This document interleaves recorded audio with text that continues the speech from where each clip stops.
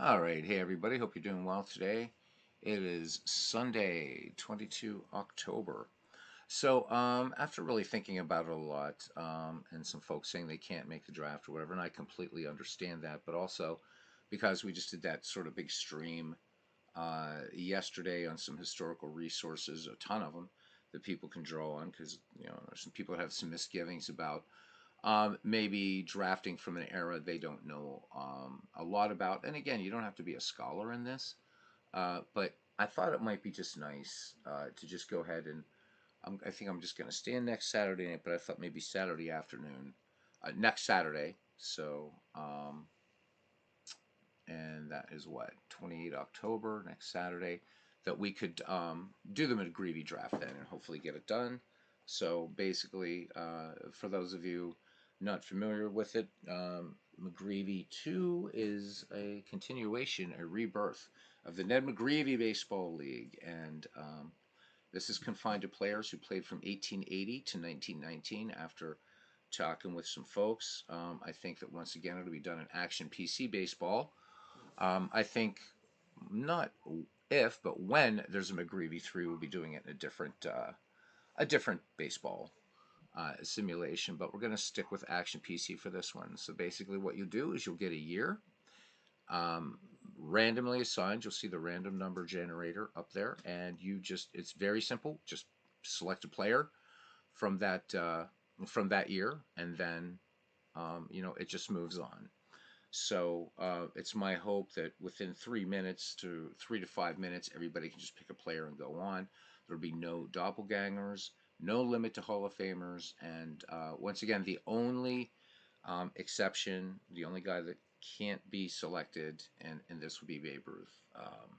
We just decided that because he was such an anomaly in the dead ball era in terms of his pitching prowess and his home run hitting and stuff like that, that it might prove to be imbalanced, though one man can't necessarily make the difference in a league.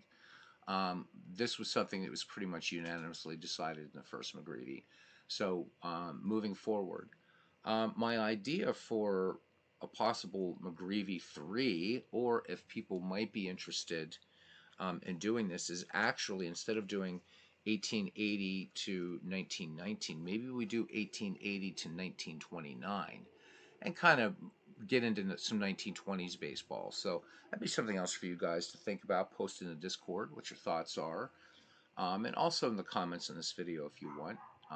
Be kind of nice to bring in some 1920 players and 1920s players, and if we do, then of course that opens up Babe Ruth, and then he would be allowed in, and Jimmy Fox, Al Simmons, Mickey whatever, right? Max Carey. So a lot of great players, because you do have some players in the 20s that, like Babe Ruth, started in the dead ball era and made the transition over into the Ruth era of things, into live ball.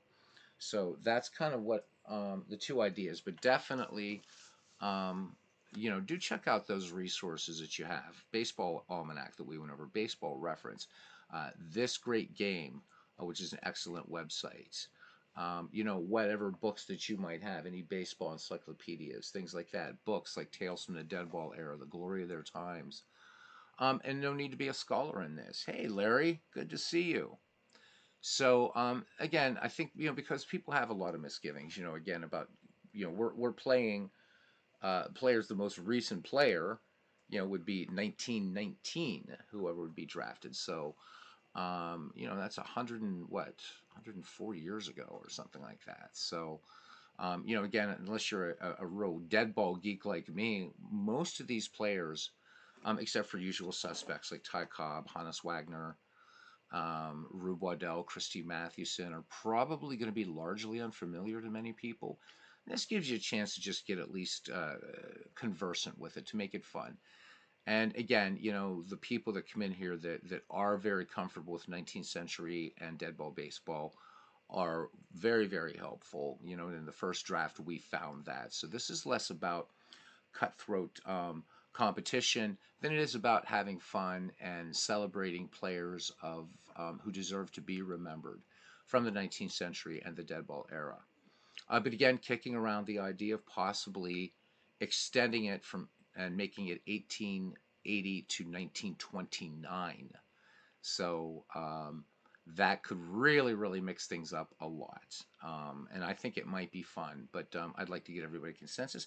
Larry's joining me here, Larry Rice, here at the on the broadcast. He says the 19th Century Encyclopedia is awesome. Glad you're enjoying it. It's a great work. It's the only one really of its kind, um, and it's amazingly complete for how much still isn't available in the 19th century, for a lot of obvious prosaic reasons. A lot of those newspapers weren't preserved. Of course, we didn't have, box scores looked very, very different back then, and a whole host of other features. But it's a great book, because it does take you through the rule changes in baseball, through the 19th century up to, once 1893 sets in, then you're pretty much in familiar territory, at least as far as baseball rules. Although, again, there would still be rules changes throughout baseball as we still see today. But it becomes the game that we're most familiar with in 1893, with the adoption of the foul strike rule and everything like that. So that's basically McGreevy, and I felt like doing a broadcast right now because I haven't done one in Action PC Baseball for a while. And since we're going to be doing McGreevy 2, once again, in Action PC Baseball, I just wanted to kind of, get back to this one and do a few broadcasts here and there with it. So that is the story, Morning Glory, about McGreevy 2. I think it's going to be a lot of fun. Again, you can get as involved or not as you wish beyond the draft. And even in the draft, we have some contingency plans for that. I already have the database set up. So start thinking of team names so they can be fictional team names. Think of a ballpark. Once again, the league is going to be normalized to 1900. The reason for that is because we thought in the first McGreevy League, when we didn't really quite get what we were doing yet, that we were going to make it 1906 because that's kind of like the middle year. So as we started playing some exhibition games and what have you, and just through the season, the first 25% of the season, we noticed that the 19th century players were severely underperforming. In the dead ball era, and hitters like Wee Willie Keeler, who rarely struck out his entire career. So Larry, I'm hoping possibly around 1 or 2 o'clock in the afternoon.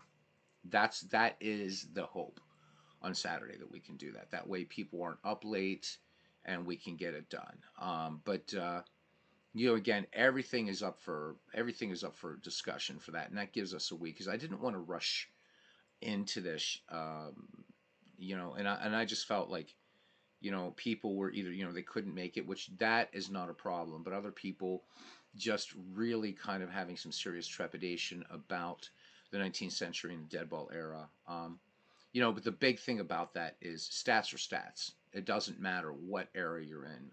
If you understand baseball statistics, then basically what you're doing is just learning new names. So I'll let you know, Larry. I don't know if you're a member of our Discord or not. If you're not, I'll gladly put a link in the chat so you can join the baseball Discord that we have there. The McGreevy League's a lot of fun. You'll see people posting news about the replays, videos that they found about baseball, whatever. Hey, Bernie. So it's a lot easier for that. And Larry, if you just want to follow it, you don't want to be part of the draft, that's fine, but it'd still be a lot of fun to have you in our Discord. So let me know, and I'll give you that link. So Bernie, if you just popped on, we're going to move the McGreevy League draft to next Saturday. So around 1 or 2 o'clock, but that's going to depending upon what time you're going to be doing a game. I really want to work around you and work around Dwayne. So I'm not gonna go out and do music next Saturday, just so we can get to. I'm really excited about McGree, getting McGreevy 2 going on. So there you go. Again, guys, whatever resources you use, stats are stats. Just remember, in dead ball and 19th century baseball, it's you want to try to build, and you really don't have a choice, but you want to try to build teams around speed. Pitcher endurance, things like that. So you can't really think modern baseball, as Bernie has said. As yeah, we always need more. Larry, I've set this one up for 16 teams. It's going to be two divisions, 8 teams each, so that way we can have a more meaningful kind of postseason than we did last time that we did McGreevy, which ended in March. So yeah, if you'd like to sign up, or well, sign up, just tell me you're interested, and that's pretty much the sign up process. Um, but yeah, and I mean, it's a lot of fun, and maybe I can persuade Ken Castro at some point. I don't know if he'd feel like comfortable getting on a broadcast with me, but at least maybe talking to you guys, about tactics and strategy in early baseball. I mean, I can, give you guys quite a bit of information on dead ball baseball, though I'm not proclaiming myself to be an expert. But Ken, as far as 19th century, because you're going to have 19th century players in here. Even if we, extend it to 1929, if you draw 1885, and whether it's been the McGreevy League or the Shanks League, people have, when they get an early year, I know like in the Shanks League, people would draw 1885 and absolutely panic. You just have to remember that baseball stats are baseball stats, and we're going to normalize everything. So back to that too, I'd mentioned about 1906. Thanks to Steve Tate, he came in and said, "Look, guys, try 1900 and let's see if that works." So we normalized to 1900, which is 19th century, and we noticed immediately that the 19th century players were playing better. Willie Keeler was hardly striking out. The dead ball players were playing very accurately. So once again, the league will be set at 1900. So that's going to penalize if we go to 1920 to 20, like we added 1920 to 29. That's going to be kind of fun, because you're going to see Jimmy Fox, Babe Ruth, Lou Gehrig, Al Simmons hitting fewer home runs. But, again, it's close enough to the dead ball era, and I thought maybe to spice it up, but we can discuss that. All right, so I thought I would just do a game here. I don't see that anybody else is doing one. I just thought I would just do one for fun, and I think we have a pretty good matchup here, with Oakland, which has a pretty good team here. So this is this is a subset of the baseball history collection, which we'll be using for the McGreevy League, and this is an earlier subset, and these are all-time great franchises, but these are based on statistics from the baseball history collection, and that is a great resource as well. But we talked about that yesterday. Hey, Aaron Reed, how you doing? All right. Yep, exactly. Bernie has hit the holy trinity right there to invoke a term. He says that you want to concentrate on speed, fielding, and pitching. Exactly. Because as Bernie also knows, if you play dead ball baseball in 19th century baseball with get runners on base and hope for the big home run, you're going to get destroyed. You can't be afraid of double steals. Having your number 4 hitter laying down a sacrifice bunt.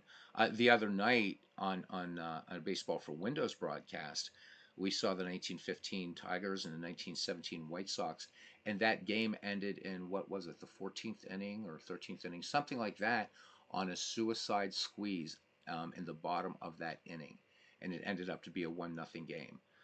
So that's the kind of, it's an aggressive, faster game, and I think a lot of fun.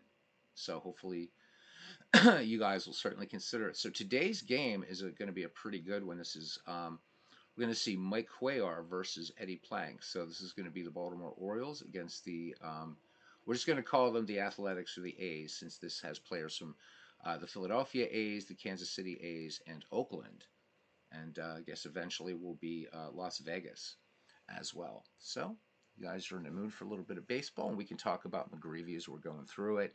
And again, this is just for me to get used to doing action PC baseball again. All right, so let's do this. All right, and let me see. So Oakland, so we're going to bring up a lefty lineup, and we're going to bring in Eddie Plank, and we're ready to go. Yes, yes, yes.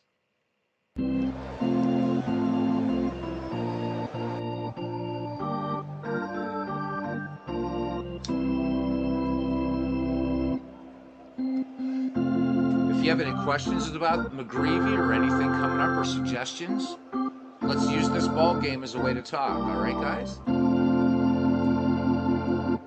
All right, and welcome to Oakland County Coliseum for this game between Baltimore and the Athletics. Mike Cuellar will take them out for the Orioles. First start of the year, so this is very, very early in this season. And Eddie Plank, Gettysburg Eddie for the A's. 60 degrees here in Oakland, and the wind speed 6 miles per hour in from right field. And the man in blue says, "Play ball!" All right, and we're ready to go here. Brian Roberts will lead it off here for the Orioles. So his stats last season, we're just going to use the term last season, even though it's the baseball history collection. His stats for last season, 34 steals, 10 home runs, 59 ribbies, and a 284 average. 0 for 4 in the season thus far. Plank has finished his warm-up pitches. We're ready to go. Here's the 2-2 pitch to the leadoff hitter, Brian Roberts. Plank lets it go, and big swing and a miss. And Eddie Plank picks up a strikeout to start the game here. All right, batting next now is George Stone, and he's 1 for 3 in the season, 333, hit 307 last year with 3 home runs and 51 runs batted in. Eddie Plank into his wind, and the payoff pitch to George Stone. And this one, Eddie Plank missing on this ball, low and outside, and George Stone will draw the walk. So now coming in here, switch hitter Ken Singleton. Singleton making his first plate appearance. Last season, 315 average, 26 home runs, 91 runs batted in.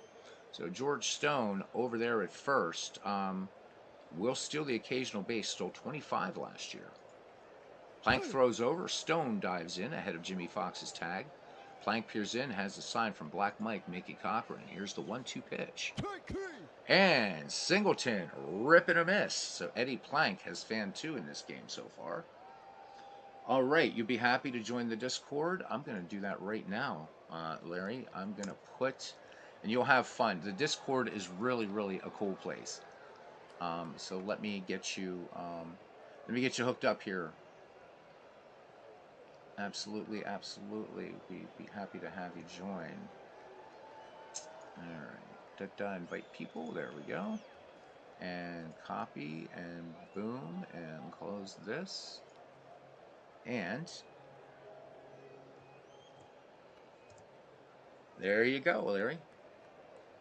That is theoretically the link to the Discord. All right, that should be it. Let me know if that works for you, please. All right, here is Eddie Murray. Eddie Murray hit 313 last year, 29 home runs, 109 runs batted in. First plate appearance for Eddie here in this season. Eddie Plank throws over, and Stone back safely. Tomorrow at 1914 Red Sox.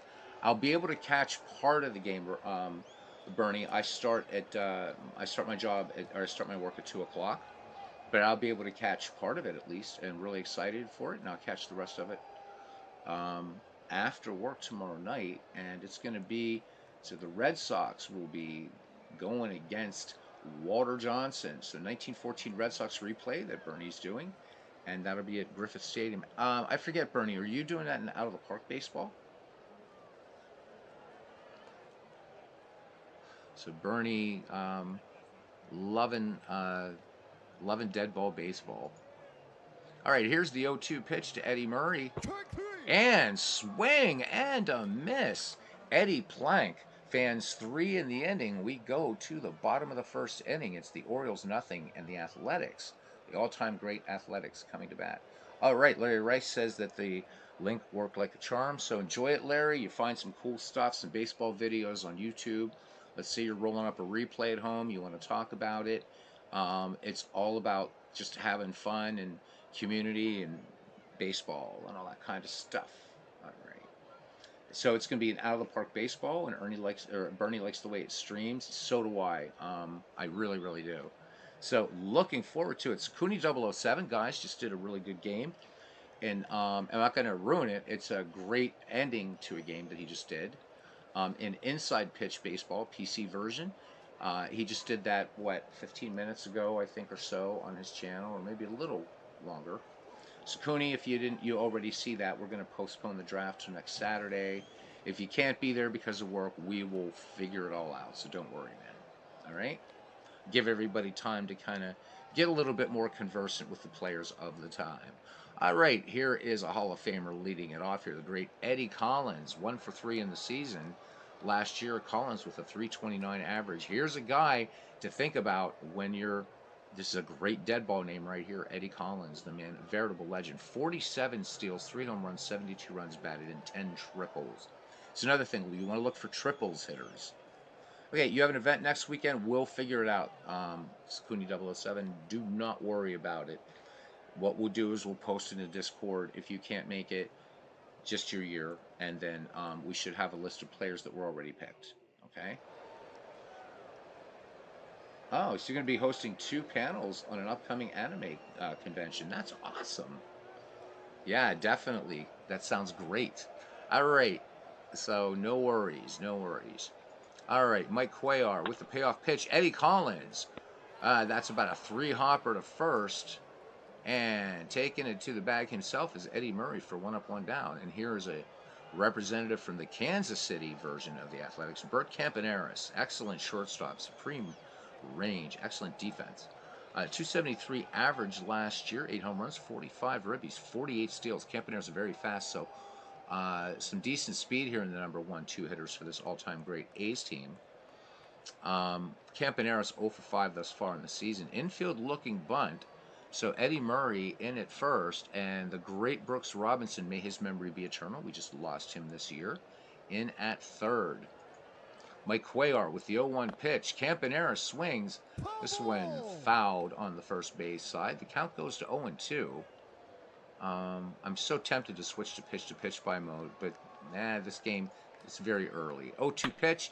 Campaneris wraps this one to first, and Eddie Murray will take this one 3 unassisted. 2 up, 2 down now for another great one, Jimmy Fox. And if we expand McGreevy to 1929, this would be another player you can think about. But Jimmy Fox, one of the most feared hitters in baseball. He is off to a 3-5 start, including a home run and 2 runs batted in. Jimmy last year with a 334 average. 32 home runs, 150 runs batted in. Scary, scary player, but a nice guy by all accounts. Cuellar deals the 3-1 pitch to the Beast, and Jimmy Fox showing a good eye up there. Cuellar missing high and outside, but just outside, and the Beast is aboard, and here is Al Simmons. Al Simmons very much was to Jimmy Fox what Lou Gehrig was to Babe Ruth. Simmons playing a lot in the shadow of Jimmy Fox. And in fact, Al Simmons will be our player of note today when we bat around again. But anyhow, Simmons off to a torrid start, baseball fans. He's 3 for 4 on this early season, 2 doubles, a home run, 3 ribbies, and a run scored. Last year hit 361 with 25 home runs, 131 runs batted in, and 114 runs scored. Mike Cuellar has the sign here from Rick Farrell. And the wind and the 2-0 pitch fastball coming in there. Simmons sends this one high to center field, but this will be in the glove of George Stone, and that does it for the A's. We go to the top of the second, zeros all the way across the board. Cal Ripken Jr., Rick Farrell, and Mickey Tattleton. Is that, yeah, Mickey, am I right? Let's make it, because there's Mickey, because I know sometimes I get names all messed up. And I'm used to Tattleton being a Tiger for some reason. I don't know why. All right, anyhow. Ripken off to a 1 for 3 start with a run batted in. 301 average last year, 33 dingers, 97 runs batted in. Eddie Plank deals. And that's strikeout number 4 for Eddie Plank. And this 1-2 pitch painting the outside corner. So Ripken will grab some pine. And here's Hall of Famer Rick Farrell. Farrell 298 average last year. 4 triples, 2 homers, 53 ribbies for him. Farrell off to an 0-2 start now. Gettysburg, Eddie Plank ready to deal. The 2-1. And Farrell bounces this one to Bando at the hot corner. Long throw across the diamond to Jimmy Fox for the 5-3 putout. So 2 up, 2 down here in the top of the second, and getting designated hitter duties here is Mickey Tettleton. Nothing for two for Mickey last year, a 238 average, 21 home runs, 76 runs batted in, bases empty, no score. Eddie Plank winds and fires the 1-2 fastball. This one rolled to Bando at third, and it'll be a repeat of the last play as he fires onto Fox. 4 out, number 3. We go to the bottom of the second. Scoreless here at the Oakland Coliseum. And Jason Giambi will lead things off. Giambi, 2 for 3 in the season thus far with a run batted in, 2 runs scored last season, a 308 average. 40 home runs, 119 runs batted in. You'll notice when we get to the McGreevy League, we'll be talking more about triples that these guys hit rather than home runs. All right, Mike Cuellar, the lefty, deals to the lefty Giambi. Fly ball out to right field, but Singleton trotting to his right and makes the catch for 1 out. And here's Bob Johnson now. Johnson with a 314 average. He's 0 for 4 in this season, but 314 last year, 25 home runs, and he knocked in 107. All right, Mike Cuellar rubbing up the ball, peers in, has the sign from Rick Farrell. Here's the wind and the 1-1 pitch. Johnson sends this one to short. Ripken making the easy play on to Eddie Murray. So we have the makings of a possible pitcher's duel here. 2 away here for Hall of Fame catcher Black Mike. Mickey Cochran, 0 for 2 in the season last year. A 327 average with 12 home runs and 78 runs batted in. As Bernie says that Eddie Collins was the second best second baseman of his era. Collins was amazing, a great, great player. Definitely can agree with you there, Bernie. All right, Cuellar winds and deals. Mickey Cochran swinging on this curveball, first pitch swinging, easy fly ball to center field. George Stone ranging in and makes the catch. We go to the third. We are scoreless here in Oakland. The great Brooks Robinson, Paul Blair, and we'll talk about Paul Blair a little bit. What a great player he was, and that awful beating that he took. Hall of Famer Brooks Robinson, you watch videos of him and it looks like trick photography. Brooks making his first plate appearance of the season last year, hit 287, 20 home runs, 88 runs batted in. Yeah, we think about Brooks Robinson as a great defensive third baseman, and indeed he was, but Robinson had some power in that bat too. All right, Eddie Plank ready to work. Here's the 1-2 pitch, and Eddie Plank is razor sharp today. Gettysburg Eddie has just struck out his 5th. Strike 3 called on the 1-2 count. All right, here's Paul Blair, premier center fielder. He is 0 for 3 in the season last year, 263 average with 14 home runs and 54 runs batted in. Blair has some speed too, stole 14 bases last year. The lefty Plank ready to deal, one of the greatest in the game. And Blair, hard hit to center field and tears around first, and he is in there with a 1-out double, so that's the first hit in this ball game. So Paul Blair at second base. And we're back at the top of the order for Brian Roberts, who struck out back in the first. 1 down. Plank to deal. Here's the 0-2 pitch. And this one, liner to right field. Canseco will make the catch for out number 2. So Eddie Plank thus far, dominant in these early innings. 5 strikeouts, just 1 walk issued, and 1 hit. All right, left fielder George Stone. Stone walked back in the first. Paul Blair at second, 2 down. Eddie Plank deals the 0-2 pitch. Fastball swung on, fly ball right field. Canseco barely has to move for the 3rd out. We go to the bottom of the 3rd inning, and scoreless here, A's and Orioles. This game again, this one a subset of the Baseball History Collection. I don't think this subset's available anymore, but if you have the Baseball History Collection, this is something that's very, very easy to create. All right, Sal Bando will lead it off. Jose Canseco, and then Eddie Collins for the A's. Bando 0 for 2 in the season last year, 277 average, 22 homers, 89 runs batted in. Sal Bando, a member of those great A's teams of the early 1970s. Mike Cuellar, the 1-1 pitch. Bando A little bouncer to shallow short. Ripken making the play, and Bando with enough speed gets down to first. So infield single, and that's the A's first hit of the game now. So both no-nos were broken up early, and here's Jose Canseco. Canseco 1 for 4 this season. Last season, 34 home runs, 109 ribbies, and a 269 average. Cuellar deals the 0-2 pitch. Curveball, swing and a miss, strike 3. And Mike Cuellar picks up his first strikeout of the inning. We're back at the game. We're back at the top of the order now for Eddie Collins. He grounded to first his last time up. Bando at first with 6 stolen bases last year.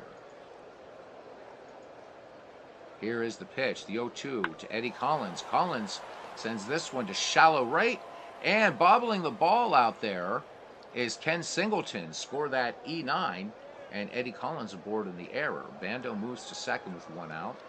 A's threatening now. Here's Bert Campaneris, nothing for 1, grounded to first. Mike Cuellar brings it in. Campaneris swings. This one, room service bounce to Ripken, to Roberts, to Murray, and that does it. Inning-ending double play. We go to the top of the 4th. Still no score. Yep. Well, you have some. You'll just buy more snacks next week.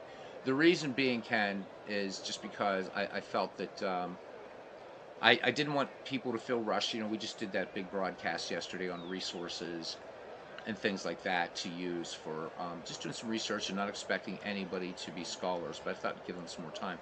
And Ken, I don't know how, if you don't feel comfortable coming on the mic, I wish you would. But if not, even if you're doing in chat, it'd be nice to do a broadcast sometime this week with you, and kind of maybe disseminate some of your knowledge on tactics, early baseball tactics and strategies and things like that. I would really, really be super, super honored, and I think so would the community, if you wouldn't mind doing that, just like a good old baseball chin wag, and maybe we can do some things like bring up a game like this or something and create a situation, and then what managing possibilities, strategic, tactical possibilities might a manager from the 19th century and dead ball era might use. So give it a thought, cousin.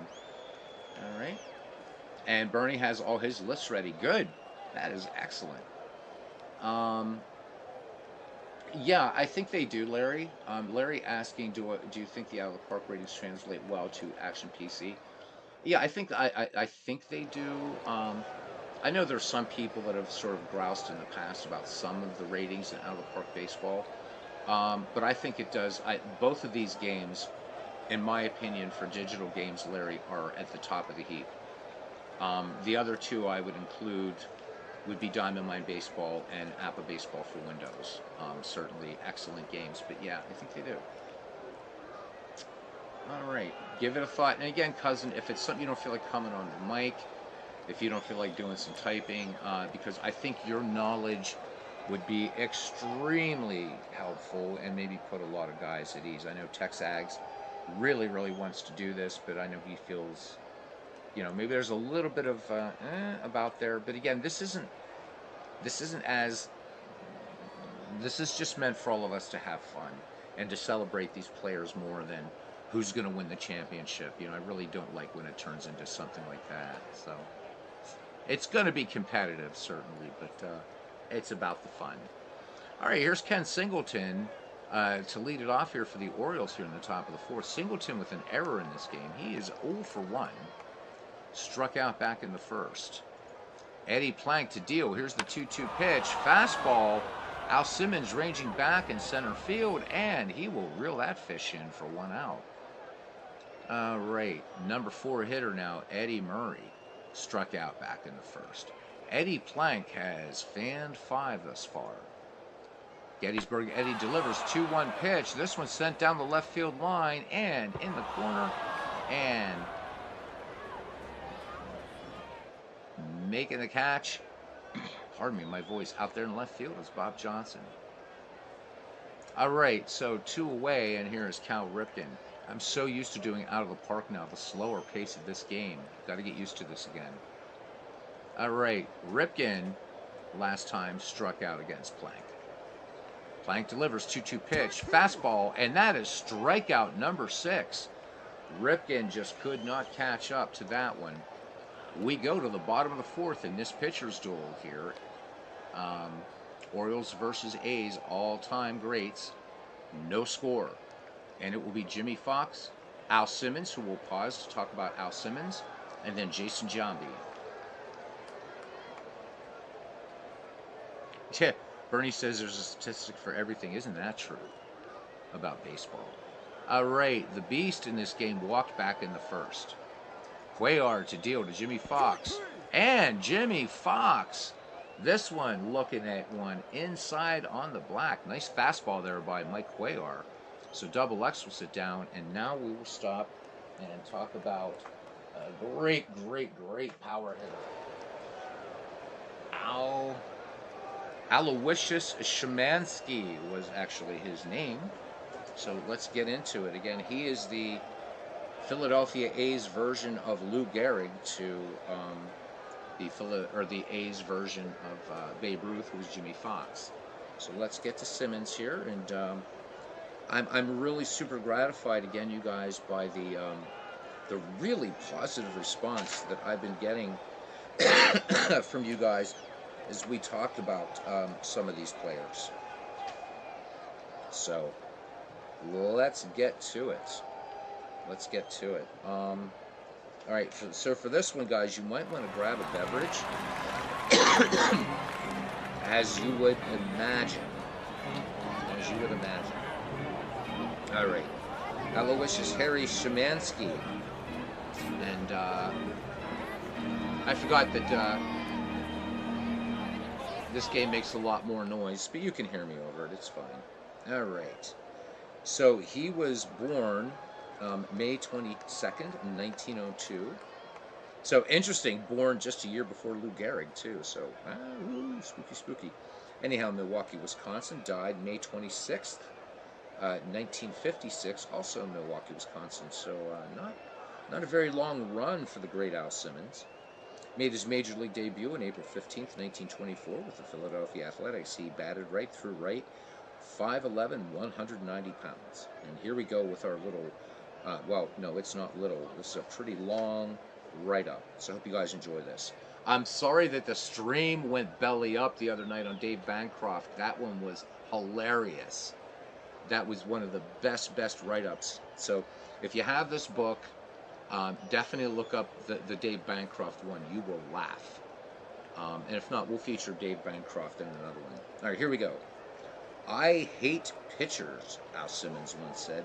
Those guys are trying to take the meat and potatoes right off my plate, the bread and butter out of my mouth, said Yankees outfielder Tommy Henrik. When Al Simmons would grab hold of a bat and dig in, he'd squeeze the handle of that doggone thing and throw the barrel of that bat toward the pitcher in his warm-up swings, and he would look so bloomin' mad in batting practice.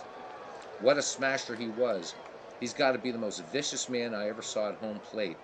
But he was one angry man, but when he strode up to the plate, he hated that pitcher with a vengeance and showed it. He briefly attended Stevens Point Teachers College and played semi-pro baseball for a team in Juneau, Wisconsin before signing in 1922 to play professionally with the Milwaukee Brewers of the American Association. Born Aloysius Szymanski, he changed his name to Simmons, which he found in a newspaper ad for a hardware store. In 19 games for the Brewers, he hit only .222 and was farmed out to Aberdeen of the South Dakota League, where he hit .365. The next year, he moved up to Shreveport of the Texas League, hit .360, then returned to Milwaukee for the final 24 games of the season, hitting .398. Owner Connie Mack of the Philadelphia Athletics. Let's see if we can. This is driving me nuts. That doesn't stop the noise, but you can look at the A's roster here. We'll bring up the hitters. There you go. All right. Anyhow, where are we? Okay. Owner Connie Mack of the Philadelphia Athletics bought his contract for the 1924 season for $50,000. Simmons had an unusual batting stance. His left foot was pointed straight down the third base line, and as the pitch was delivered, he strode toward third. He appeared to be pulling off the pitch, what was traditionally called stepping into the bucket. The bucket was the water bucket on the bench. Consequently, he was called Bucketfoot Al, much to his displeasure. Simmons later explained, although my left foot stabbed out toward third base, the rest of me, from the belt up, especially my wrists, arms, and shoulders, was swinging in a proper line over the plate. A fellow's got to hit the way that comes naturally to him, he added. Hitters are born, not made. Mack told his players, let that young man alone. If he can hit like he hit at Milwaukee, it's all right with me if he stands on his head at the plate. Criticism all but disappeared when Simmons hit 308 with 102 runs batted in as a rookie. That was just a hint at his potential. He drove in 100 runs in each of his first 11 seasons and batted 300 in each of those seasons as well.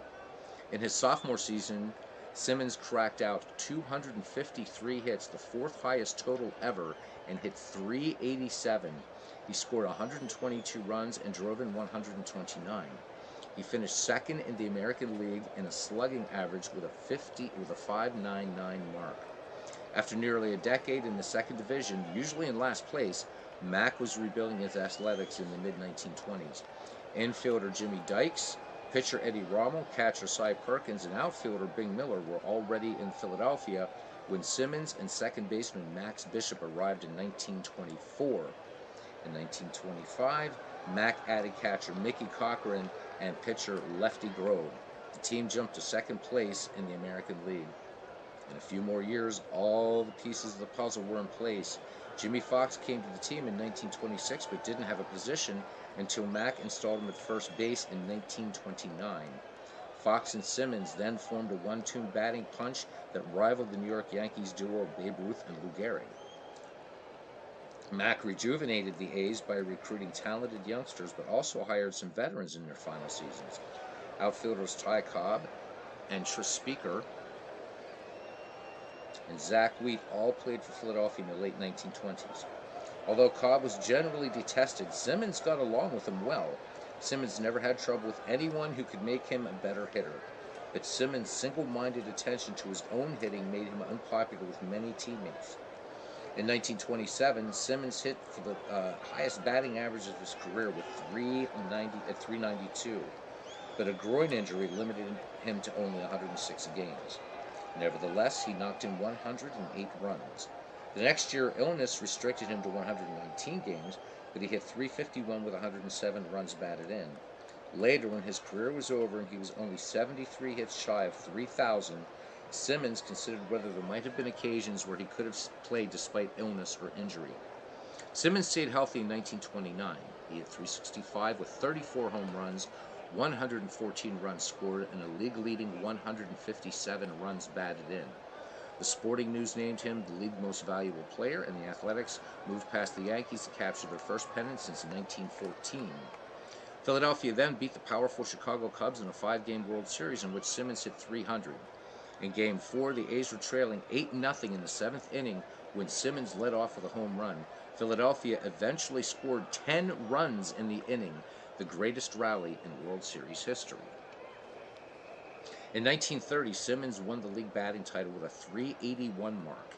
He led the league with 152 runs, hitting 36 home runs, and collecting 165 runs batted in. Out of curiosity, Washington Senators owner Clark Griffith checked Simmons' season record and discovered that 14 of his home runs were hit in the 8th or 9th inning.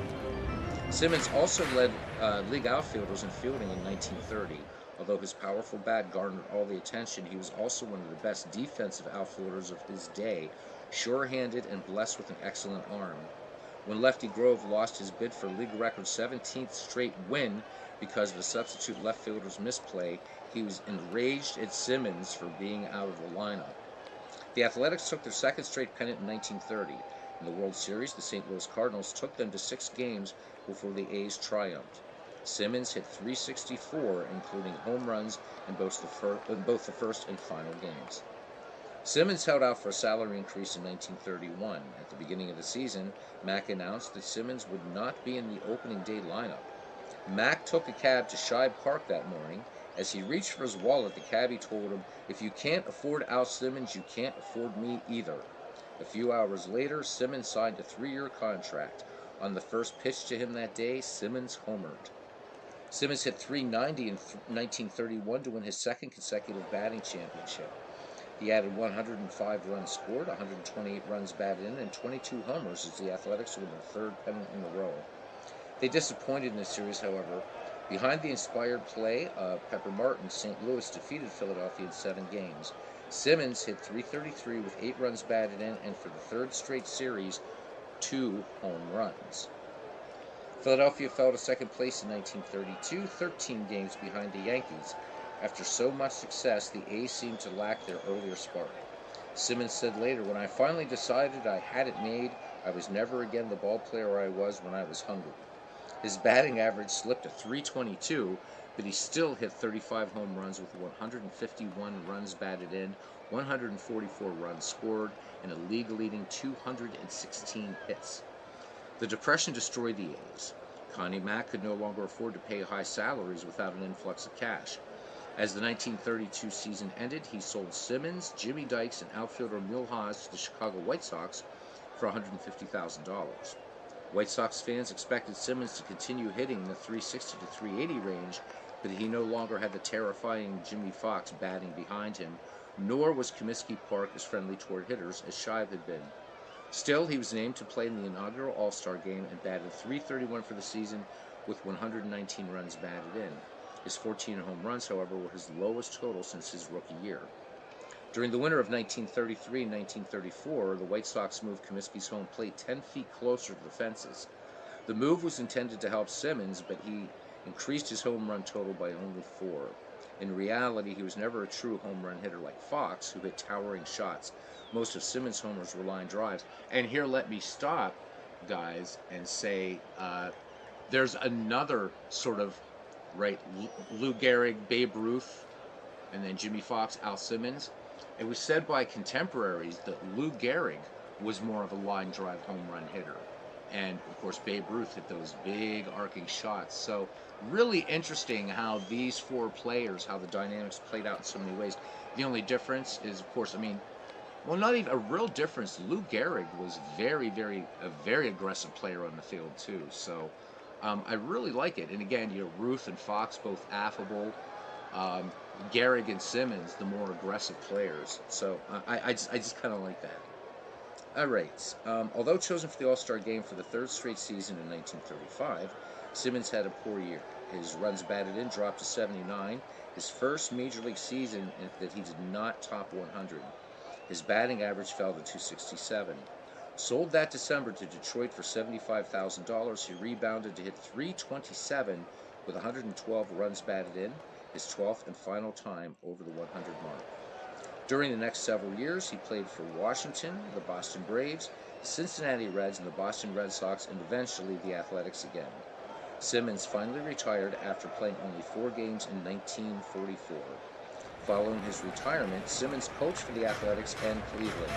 He was elected to the Hall of Fame in 1953, 3 years before his death from a heart attack. So looking at his career totals here, 2,215 games, 8,759 at-bats, 1,507 runs scored, 2,927 hits, 307 home runs, 1,827 runs batted in, an on-base percentage of .380, lifetime slugging percentage of .535, and a lifetime batting average of .334.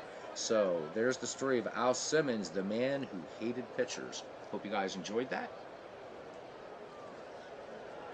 Beatles feature as an audiobook readers are promising as a one-legged hooker working the poles. At least he's an accent. You guys don't want me. You don't want to hear the accent, believe me. You really don't. Anyhow, welcome in, Big Clue. All right, back to the ball game here. And Al Simmons is nothing for one in the game. Gave it a ride to deep right center his last time up. Mike Cuellar deals. Simmons. Hard hit, shot into left field, base hit. George Stone up with it, fires it in. So Al Simmons aboard, that's the second hit for the A's, 1 down, and here's Jason Giambi. Giambi flies deep right center back in the second. Cuellar with a 1-1 pitch, Giambi. Giambi swings, long fly ball right field, but it will not have the distance. Singleton ranging back short of the track making the catch, route number 2. Simmons gets back to first, and here is Bob Johnson. The left fielder grounded to short back in the second. We are still scoreless here in the bottom of the 4th. Cuellar with the 1-1 pitch. Johnson swings, line, but right to Roberts at second. So side retired. We go to the top of the 5th.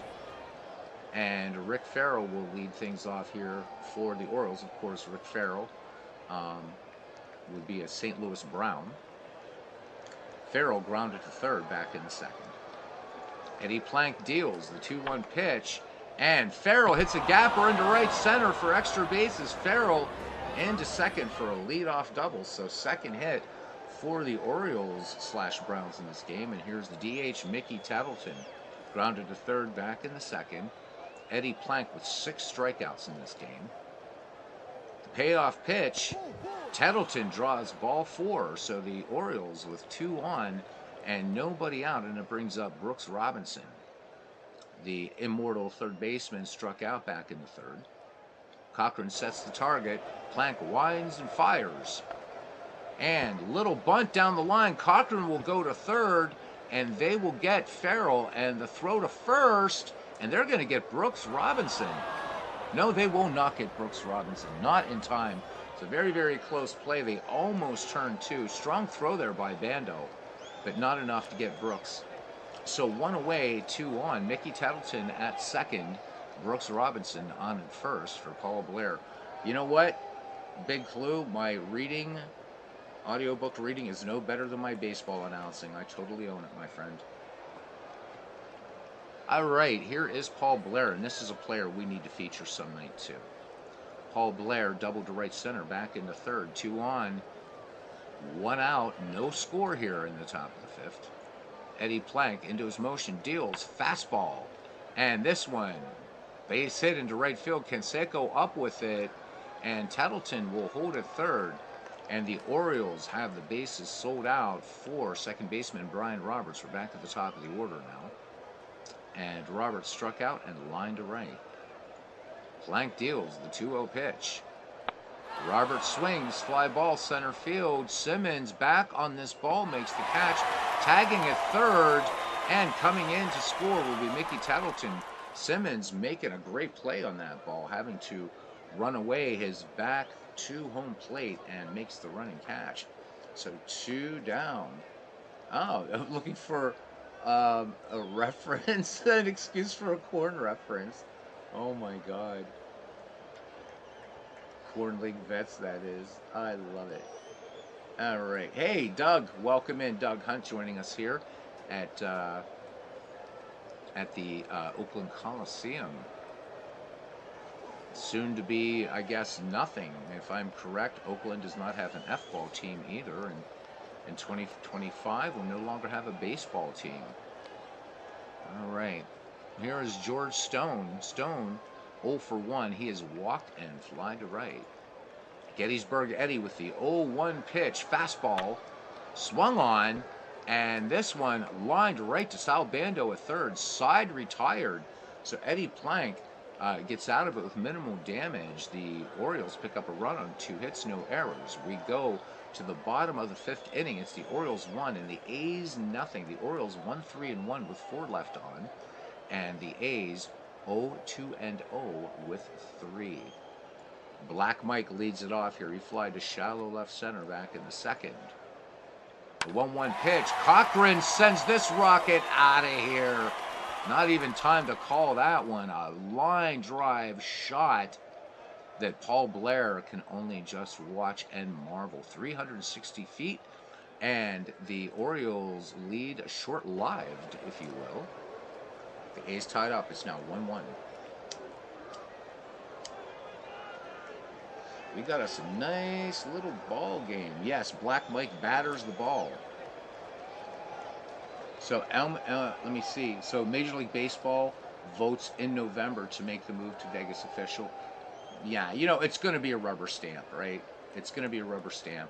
And I hope that the A's, a great, great franchise in baseball, there is no denying the greatness of the Athletics as a franchise, that they will return to the glory of just deserving of the franchise. It's been so horrific, and you know what? They could have built a new ballpark out there, and they should have. But they're going to Vegas, which will make Bernie happy because he'll be able to catch some Red Sox games. All right, maybe you get to see my Pirates too, since everybody plays everybody now in this stupid schedule, right? All right, Sal Bando with an infield single back in the third. 1-1 your score as Mike Cuellar with the 0-2 pitch, and Bando wraps this one past short into left field for a base hit. So Sal Bando is aboard now for Jose Canseco, struck out in the third. Cuellar winds and deals. Canseco swings, and this one rolled to second. Roberts' only play will be to first, and they get Canseco by a blade of grass, and that's it. So Sal Bando moves into scoring position and brings up Eddie Collins now. We're back at the top of the order for the Athletics. Collins flew out in the third and grounded to first in the first. Cuellar with the 0-1 pitch to Eddie Collins. Fastball cut on.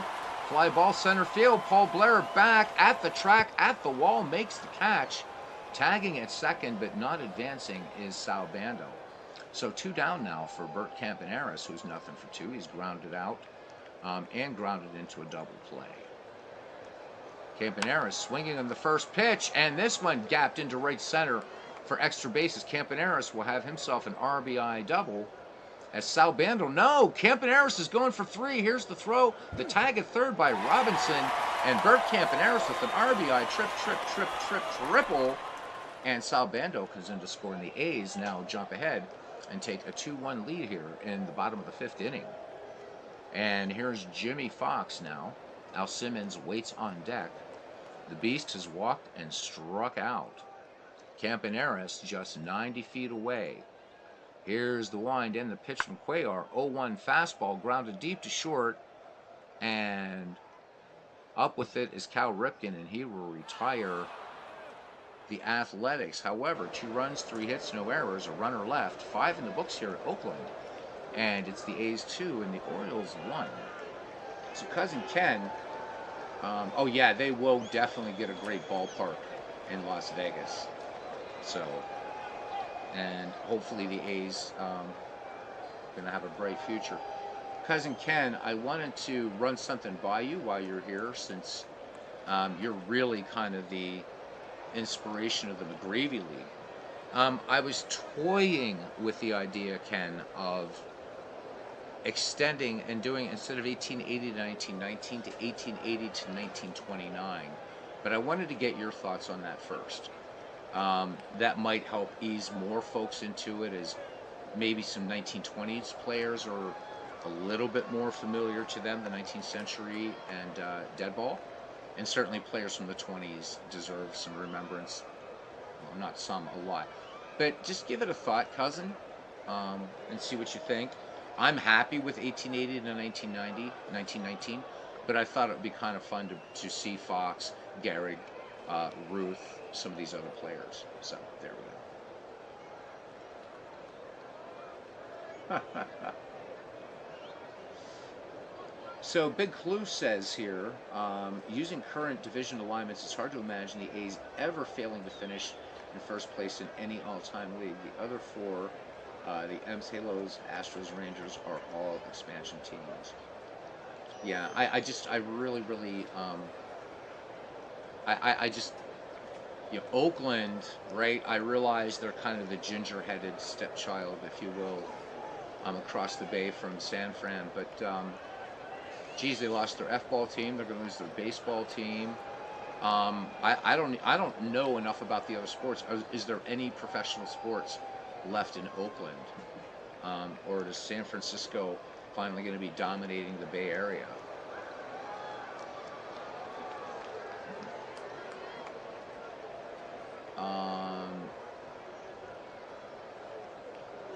Okay. Oh no. So Bernie, I mean anybody. I was just asking Ken because I want to get his thoughts on that. But Bernie, I'm asking you too. What do you think? We can just keep it at 1919. That's fine. I was just toying with that idea.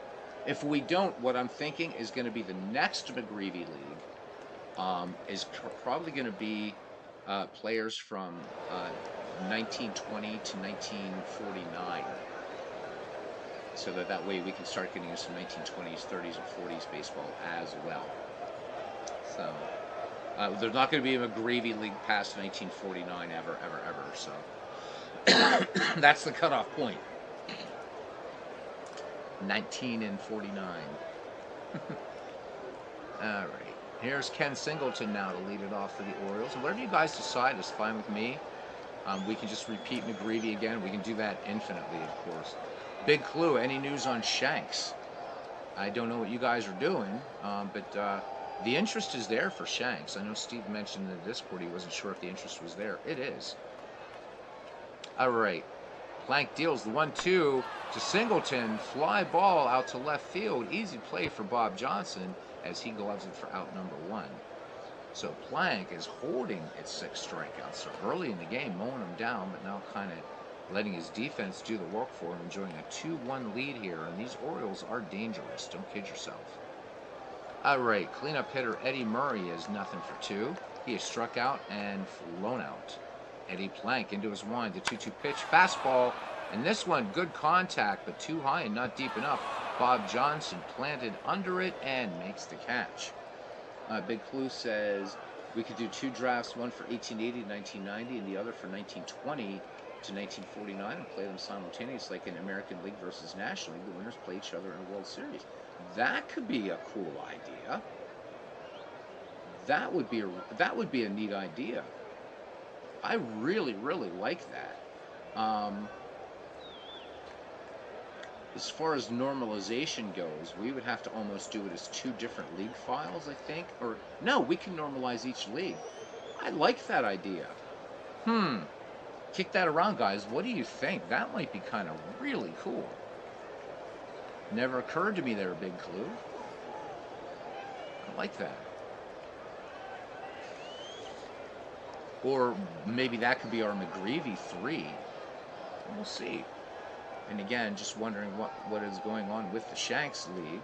Hopefully, so next April, Bernie's going to be doing a 1949 Red Sox season. The 49 season was a great one. You had some Red Sox, one of the teams in contention, the Cleveland Indians, and of course the Yankees were there. In the National League, you had the Dodgers and Cardinals.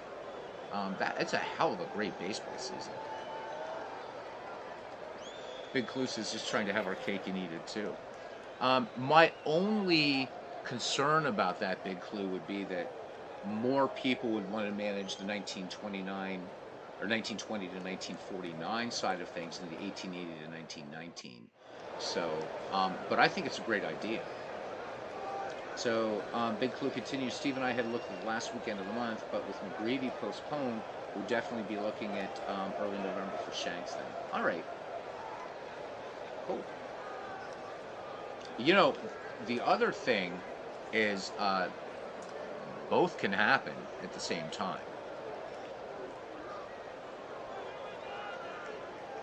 All right. Eddie Plank deals to Cal Ripken the 0-1 pitch. And Collins to Plank covering for the out. All right. You might get a little stuttering here. I don't know. YouTube saying it's not receiving enough video. I have no idea what the hell it's talking about. All right, Al Simmons, 1 for 2, leading it off, followed by Jason Giambi and Bob Johnson. Last time up, lined that hard single to left. Cuellar deals the 1-0. Simmons swings. Of course, he hates Cuellar because he's a pitcher.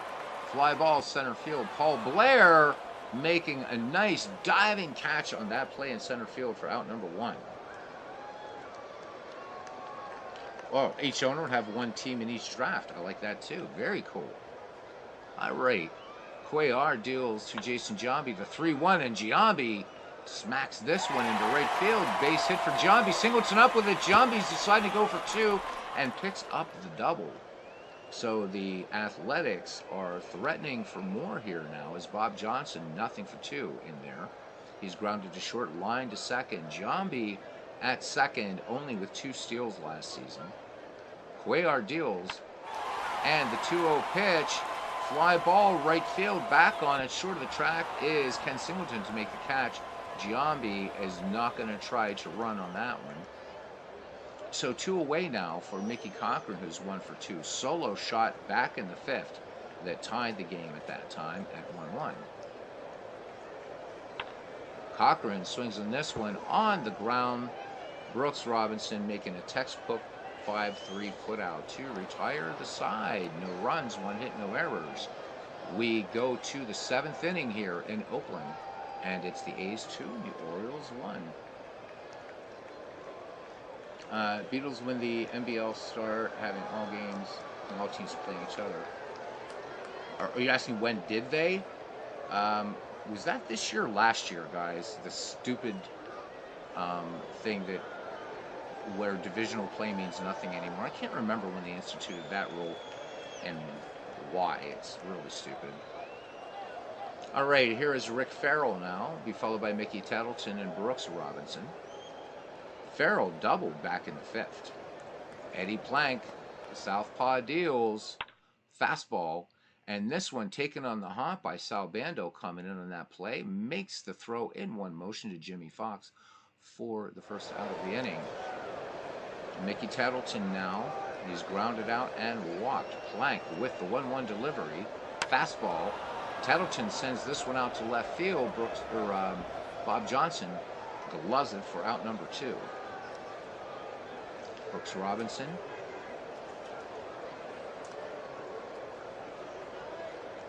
Oh for 2. Plank deals. Robinson sends this one down the left field line. Bob Johnson toward the foul line. Will make the running catch for out number 3. 7th inning stretch time. It's the A's 2, the Orioles 1. Big Clue says it was this year, 2023.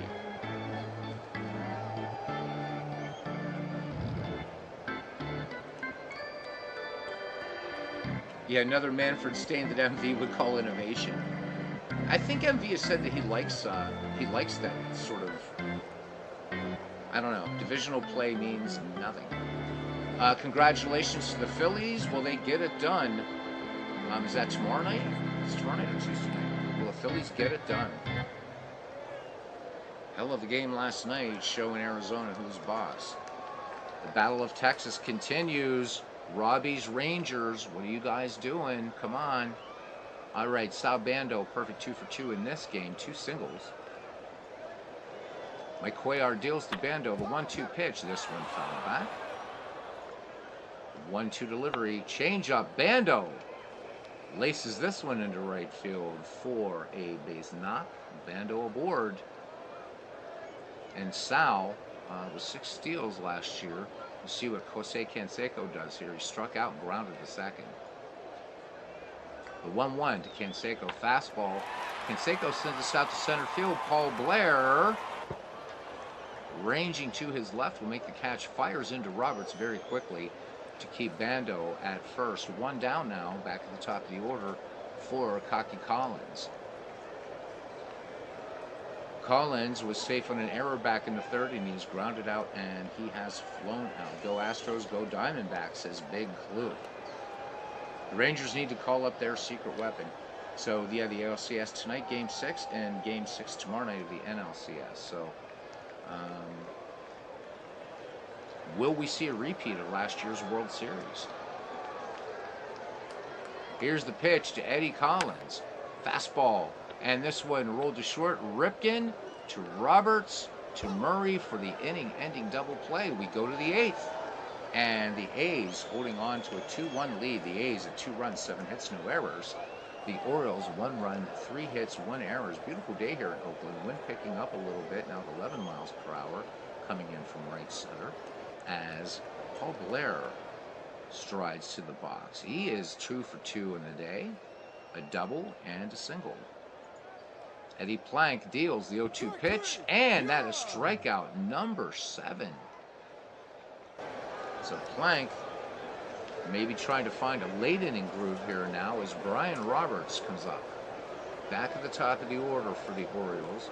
Roberts 0 for 2 on the day, but does have a sac fly RBI that scored Mickey Tettleton back in the 5th. Cochran sets the target. Eddie Plank toes the rubber, and here's the pitch. Roberts swinging on this first pitch. Campaneris ranging a bit to his right. Fires onto Fox. Close play at first, and not in time. Roberts will pick up the infield single. That is number 4. Base hit number 4 for the Orioles. And the left fielder, George Stone, now will have a go. Stone is nothing for two, including a walk. So Brian Roberts, definitely a threat to steal. Plank checks the runner, throws over. Fox applies the tag, not in time. Plank checks the runner again, peers home, comes home. George Stone, it was a pitch out, nothing going. Roberts not biting on that one. Cochran with the sign again. Plank ready to deal. Here's the 1-0. Roberts off with a pitch. This one, line foul down the third base side. So the Orioles trying a little bit of risky business here. The 1-1 pitch. Stone swings. The runner does not go. Collins will go to Campaneris on the pivot. Back to Jimmy Fox for the 4-6-3 inning-ending double play. We head to the bottom of the eighth. It is still 2-1 in favor of the Athletics. It'll be Bert Campaneris, Jimmy Fox, and Al Simmons. So infield looking bunt here from Bert Campaneris, 1 for 3. And he had that big triple back in the fifth that gave the A's this 2-1 lead, scoring Sal Bando. The 2-1 pitch. And this one fouled off to the right-hand side. This one will make the seats. The count, 2 balls, 2 strikes on Bert Campaneris. Fastball in there at the knees for Steve Reich 3. Mike Cuellar has fan 3 in this game. Jimmy Fox now nothing for 2. Double X in there, the man who used to, before Ted Kluszewski, would cut his jersey sleeve short to try to intimidate pitchers, and frequently did that. The 1-1 pitch to Jimmy Fox. Fox swings, fastball, high fly ball, left field, back, and at the track. And making the catch is George Stone. So 2 up, 2 down now for our player of note today, Al Simmons, Bucketfoot Al. The 1-0 pitch. Fastball grounded back to Cuellar. Cuellar will fire to Murray for the 1-3 putout. The Athletics go quietly. We go to the ninth, and the heart of the order coming up for the Orioles. Singleton, Murray, and Ripken. 2-1 your score here in this franchise league, a subset of the baseball history collection of, I believe, 2017. So I should go in and update this thing at some point. All right. So Singleton on the day, 0 for 3. Eddie Plank at 111 pitches.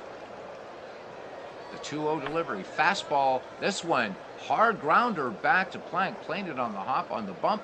Fires into Jimmy Fox for out number 1. Eddie Murray now. He has struck out and flown out twice. Eddie Plank winds and fires the 1-0. Murray sends this one high fly ball center field. Al Simmons, can of corn for out number 2. And it's down to Hall of Famer Cal Ripken. Ripken has struck out twice and grounded to first. Eddie Plank has the sign from Mickey Cochran. The wind in the 2-0 pitch to Cal Ripken. Ripken swings, long fly ball, right field, back on it, and making the game-ending catch is Jose Canseco. The final score, Oakland 2 and the Orioles 1. So for the Athletics, 2 runs, 7 hits, no errors for the Baltimore Orioles. Now we'll call them that. 1 run, 4 hits, and 1 error. Mike Cuellar goes to 0-1. Eddie Plank at 1-0. Cuellar in 8 innings gave up 7 hits, 2 runs, both earned, a home run, a walk, struck out 3. Begins the season with a 2.25 earned run average. Eddie Plank goes the distance also. 4 hits, 1 run. It was earned. Walked 2, struck out 7. That's the Eddie Plank that we know. An ERA of 1. Let's look at our miscellaneous. The player of the game is Eddie Plank. We had no steals in this game, which makes me miss dead ball all the more. Home run, won by Black Mike. Mickey Cochran hit that one off Mike Cuellar back in the 5th with the bases empty. Runs batted in, Brian Roberts with 1. Mickey Cochran with 2. Bert Campaneris picking up, or I'm sorry, Mickey Cochran picking up 2, and Campaneris is first. And that's pretty much it. Paul Blair and Al Simmons each making great plays. Baltimore left 4 on base. The Athletics left 5. Two double plays turned by the Orioles, one by the Athletics. And that does it. That does it. Where's my mouse? There's my mouse. All right. Are you going to do another game, Bernie? Bernie's asking another game. I can do another game. But if you're going to do another game, then you should do another game. Let's see what we have on the slate here. Looks like we have like some expansion team shenanigans going on here. Let's see what we have. It feels so weird doing Action PC baseball after ages and ages and ages. One thing you'll notice when you're playing with anything in the baseball history collection, you have to be patient as it loads up everything. All right, let me see. Do we have a no? We don't. We already had a Red Sox game that was played. Tell you what, we'll finish out this day, and then we'll do a Red Sox game for Bernie. Let's do that. Bernie says he's going to hang out. All right. And then you get a Red Sox game. Yay! All right. Now, first, what we're going to do is we're going to just get back here very, very quick. Oh, no, we don't have to go back. Let's look at the scores then.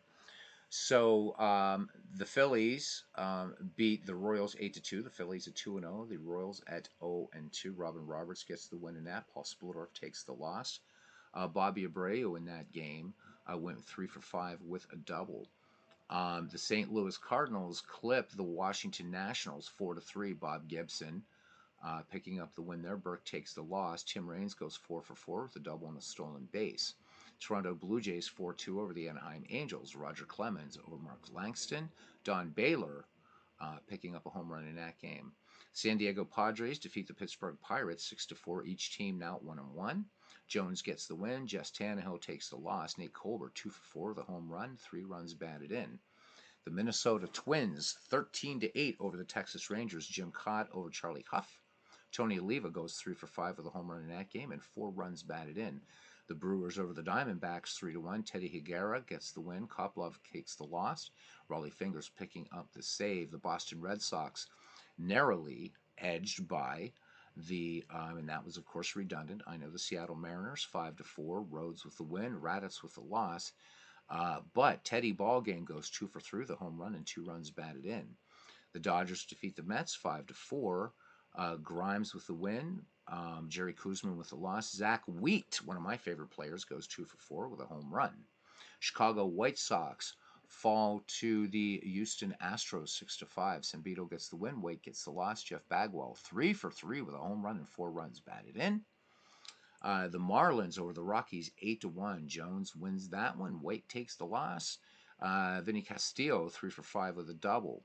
We just saw the Oakland-Baltimore game, and finally the Giants clip the Cubs 8-6. Juan Marichal gets the win. Hippo Vaughn takes the loss. Stan Hack goes 3 for 4 with a home run and 3 runs batted in. Now let's pick up April 2nd, and we will once again have the Boston Red Sox against the Seattle Mariners, and this will be Leonard versus Moyer. So that'll be a good matchup. Another excellent matchup we have here: Giants-Cubs, Lon Warnicki and Christy Mathewson. Also a good one. Yankees-Tigers, Catfish Hunter, Denny McLain, another good one. All kinds of stuff. Atlanta and Cincinnati, Lou Burdett against Bucky Walters. So a lot of good pitching matchups here. But to Boston we go. Well, to Seattle we go, I should say.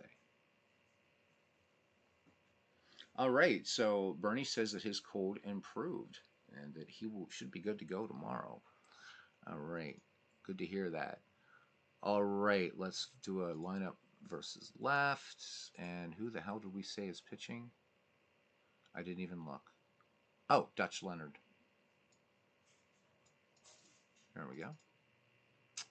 And we are ready to go.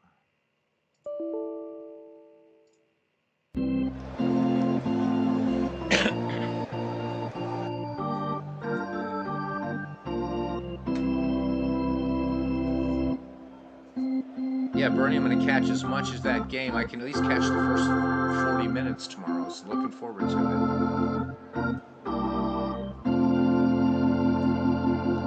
All right, and welcome to Safeco Field for tonight's game between Boston and Seattle. Dutch Leonard gets the start for the Red Sox, and he'll be opposed by Jamie Moyer. 62 degrees here, and we are under a dome, so we're not going to worry about anything else. Play ball! All right, Nomar Garciaparra starts things off here. 2 for 5 in the season for Garciaparra, including a double last season, a 306 hitter with 24 home runs, 100 runs batted in, as Garciaparra goes into his arcane ritual with the batting gloves and stepping in and out of the box. Here we go. Jamie Moyer ready to work. The 1-1 pitch to Garciaparra. And Garciaparra swings, long fly ball out to right field, but Bradley there to make the catch for out number 1. Here's Bobby Doerr now. Hall of Fame second baseman, 10 homers, 98 ribbies last season, a 280 hitter, hitting 375 in this season so far, including a home run. Jamie Moyer deals the 1-2 pitch. Doerr number up the first base line. Tino Martinez will take this one 3 unassisted for out number 2.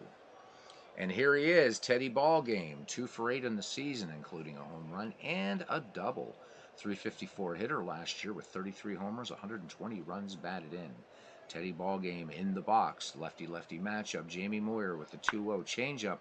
Williams, little bouncer to first. Martinez will take it with 3 unassisted. We go to the bottom of the first inning. The Red Sox nothing, and the Mariners coming to bat. Yeah, he'd definitely have to change that ritual now. Most assuredly. Used to love to watch Garciaparra, though. Every pitch, every pitch. All right, Phil Bradley will lead it off here for the M's. Bradley off to a cold start, just 1 for 7 this season with a home run. Hit 294 last year with 16 dingers, 58 runs batted in.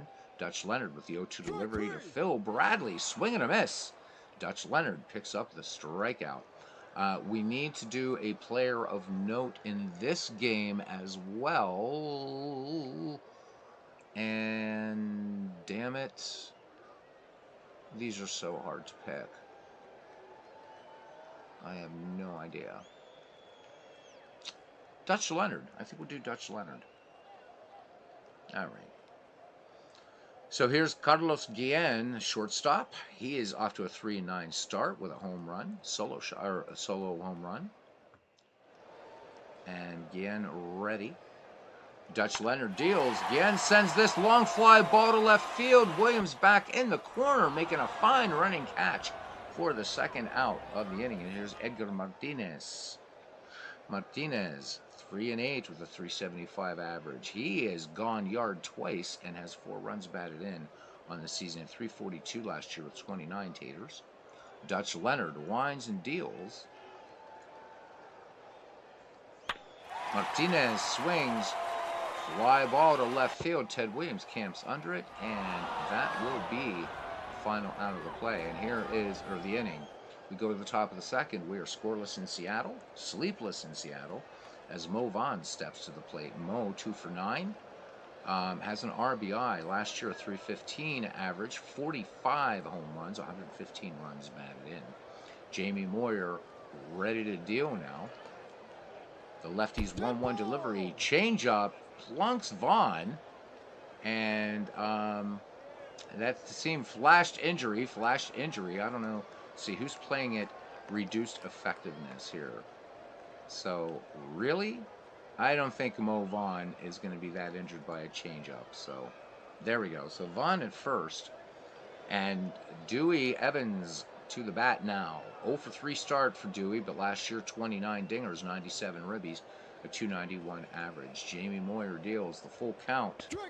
And Evans, a big cut and a miss. Jamie Moyer picks up the strikeout, 1 away, nowhere for the horrendously injured Mo Vaughn to go at first.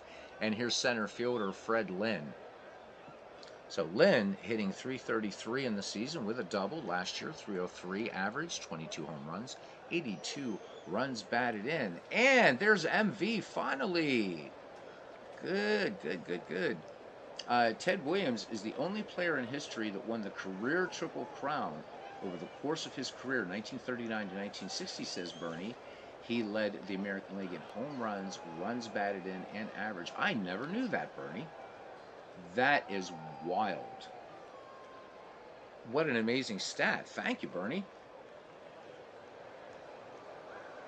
MV, I hope you're doing well. You're back in Blighty. All right. Good to see you, bud. All right, here's Freddie Lynn now. Jamie Moyer deals the 3-1 pitch, changeup, and this one grounded into left or into right, base hit. Jay Buhner comes up with it. Mo Vaughn will stop at second. So the Red Sox, with 2 on, 1 down for one of my favorite Red Sox players, Jim Rice. Jim Rice hit .310 last year with 30 home runs, 117 runs batted in, off to a 2-for-8 start this year with a home run, a run batted in, and, of course, a run scored. That was a solo shot. Jamie Moyer deals the full count to Jim Rice. Changeup, strike 3 called.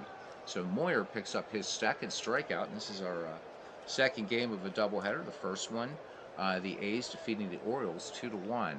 Carlton Fisk now in the box. Pudge last year hit .279, 21 homers, 79 ribbies. This year, .250 average with 2 runs batted in. Jamie Moyer ready to work. 2 Red Sox on, 2 down. No score here in the top of the second. Safeco Field in Seattle, Washington. The 0-1 pitch. Fisk takes this changeup, and this one fly ball back on the track. Phil Bradley measures it up and retires the side. No runs, 1 hit, no errors. We go to the bottom of the second inning, and we are scoreless here. The Nation of One is pleased. MV is back too. All right.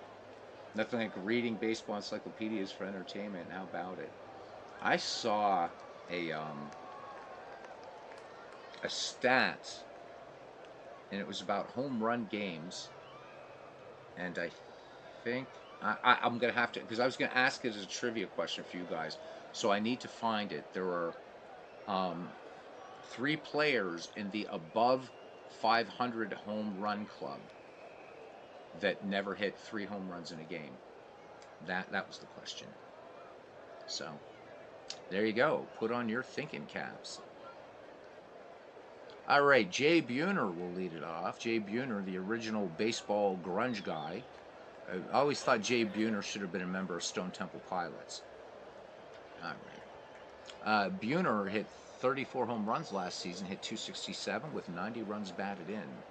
Dutch Leonard's 0-1 delivery, and Buhner fouls this one on the third base side. Jimmy Collins giving chase, and this one will get out of play. The count is no balls, 2 strikes on Jay Buhner, and is it retribution time? Yes, it is. Jay Buhner is hit by the Dutch Leonard pitch, and Buhner is out of the game. So Dutch Leonard saying, I'm not going to mess with a changeup. This is how you hit a batter. So Tom Paciorek will come in and run at first. Jay Buhner is done, so I guess he'll go listen to some Pearl Jam and what have you. So Tom Paciorek on at first for center fielder Mike Cameron. Cameron off to a .333 start, baseball fans, including home run, RBI, 2 runs scored. Cameron last year hit at a .266 clip with 23 home runs and 80 runs batted in. Paciorek at first, just 4 steals last year. Leonard nonetheless checks the runner. The 0-2 pitch. Mike Cameron takes this knuckleball out to center field. Freddie Lynn ranging in and a bit to his right will glove it for the out. It's a good play out there by Freddie Lynn. And 1 away now for Tino Martinez. Martinez just 1 for 7 on the season with a run batted in. .281 last year, 28 home runs. Dutch Leonard with the wind in the 1-2 pitch. Knuckleball. Martinez bounced her up to first, and they are not going to get Martinez. That's an error, as that gets under Vaughn's glove. Should have made that play. Tries to pick it up, drops the ball, and Tino Martinez on at first. So 2 on for the Mariners, 1 away here in the bottom of the second inning, and it brings up Harold Reynolds, who went on to an illustrious career, being a mouthpiece for Major League Baseball. Harold Reynolds, 1 for 5 with a double in the season, 2 runs batted in, .265 last year with 3 home runs, 44 runs batted in. Dutch Leonard with the 1-1 pitch to Harold Reynolds, knuckleball. This one bounced to first. Mo Vaughn will go to Garcia Parra for 1, and back to first. They will not turn 2. So Reynolds on in the fielder's choice. Runners at the corners for the Mariners. 2 down here in the bottom of the second.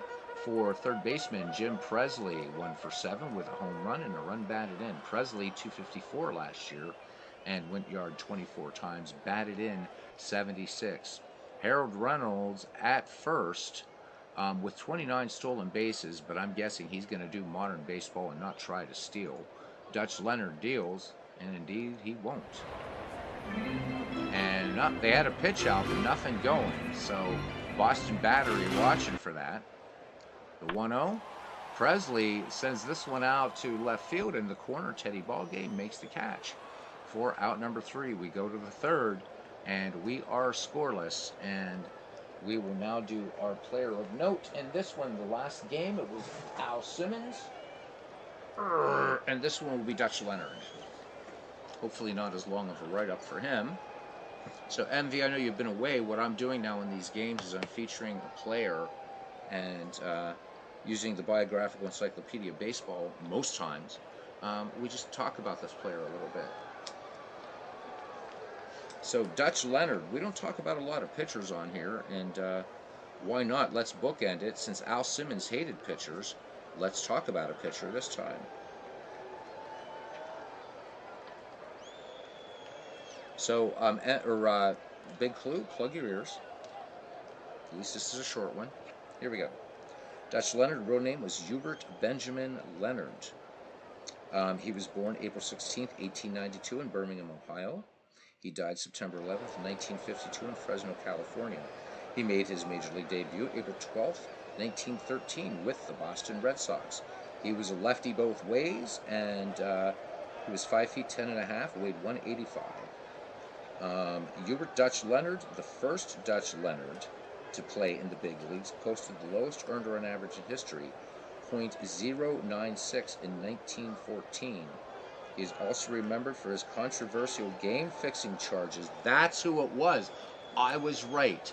So somebody else thought it was a Cleveland player, and I said it was a Boston player. It's a Boston player. And it was Dutch Leonard for his game-fixing charges against Ty Cobb and Tris Speaker. So Cooney 007 asks, what's a pitch out? So a pitch out is when you've got a base stealer on first, or you have a situation where the runner could advance on mainly a steal, hit and run and hit. And so what that is intentional ball thrown so that the catcher can be up in position to throw to the base, either to try to pick off the runner on the base he's on or the base he's trying to go to. So there you go. All right. The Southpaw began his professional career with the Philadelphia Athletics in 1911, although he did not appear in any games. Sent in 1912 to Denver of the Western League, he went 22-9 with a 2.3 earned run average. In 1913, he returned to the American League with the Red Sox. In 1914, his career year, Leonard not only set the all-time ERA mark, but went 19 wins, 5 losses with 7 shutouts. Leonard won games in both the 1915 and 1916 World Series. He also pitched 2 no-hitters, the first against the St. Louis Browns on August 30th, 1916, when he struck out 5 and walked 2. The second was at the expense of the Detroit Tigers on June 3rd, 1918, when he bested Hooks Doss 5-0, fanning 4 and walking 1. Traded to the Yankees in 1918, Leonard refused to report and was instead sent to Detroit. After 3 years with the Tigers, he retired, but he returned to Detroit in 1924 and went 14-6. His last year and a half. He eventually ended his career with Vernon of the Pacific Coast League. In 1927, Leonard dropped a bombshell on the baseball world, charging Cobb and Speaker with throwing a September 25th, 1919 contest. The case collapsed, however, when Leonard refused to leave California to testify before Commissioner Kennesaw Mountain Landis. And of course, Speaker and Cobb quietly retired in 1927. Coinky Dink? Yep, sure. So Dutch Leonard, lifetime stats, 139 wins, 112 losses, a 5.52 winning percentage, and let me see, what do we have here? 331 game starts.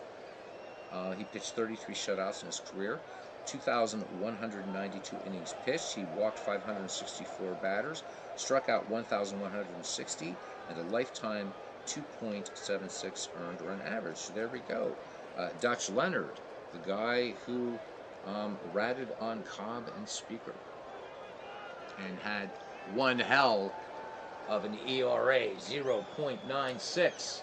And I do believe that record stands to this day. Jeez.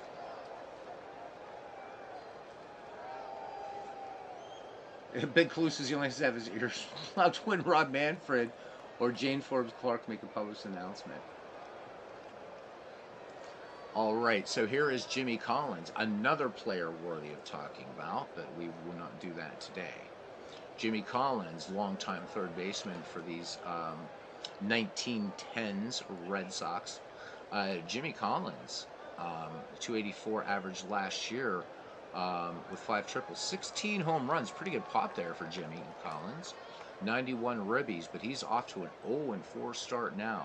Jamie Moyer ready to deal. It will be Jimmy Collins, Nomar Garciaparra, and Bobby Doerr for Boston here in the third inning. Jamie Moyer winds and fires the 0-1 changeup. This one blooped short. Carlos Guillen making the catch. 1 up, 1 down. And here's Nomar Garciaparra. Striding to the plate this time with a bucket of batting gloves. There we go. And they all say MV Nation on them. How about that? All right, Garciaparra in the game. Fly to deep left back in the first. Moyer deals the 2-0 to Garciaparra. Changeup. Garciaparra slaps this to right for a base hit. Tom Paciorek, who stays in to play right field for the injured Jay Buhner. We've had 2 hit batsmen in this game. Gets the ball in Quigley. All right. Here is Bobby Doerr, much beloved Hall of Famer and much beloved of the Boston Red Sox franchise. Grounded to first back in the first. At one time, Bobby Doerr, the oldest living player at one time. The 1-1 pitch to Doerr. And Garciaparra was off with the pitch. Doerr sends us out to right field. Tom Paciorek measures it up. And that's a can of corn for Tom in right field. So 2 up, 2 down. Garciaparra returns to first.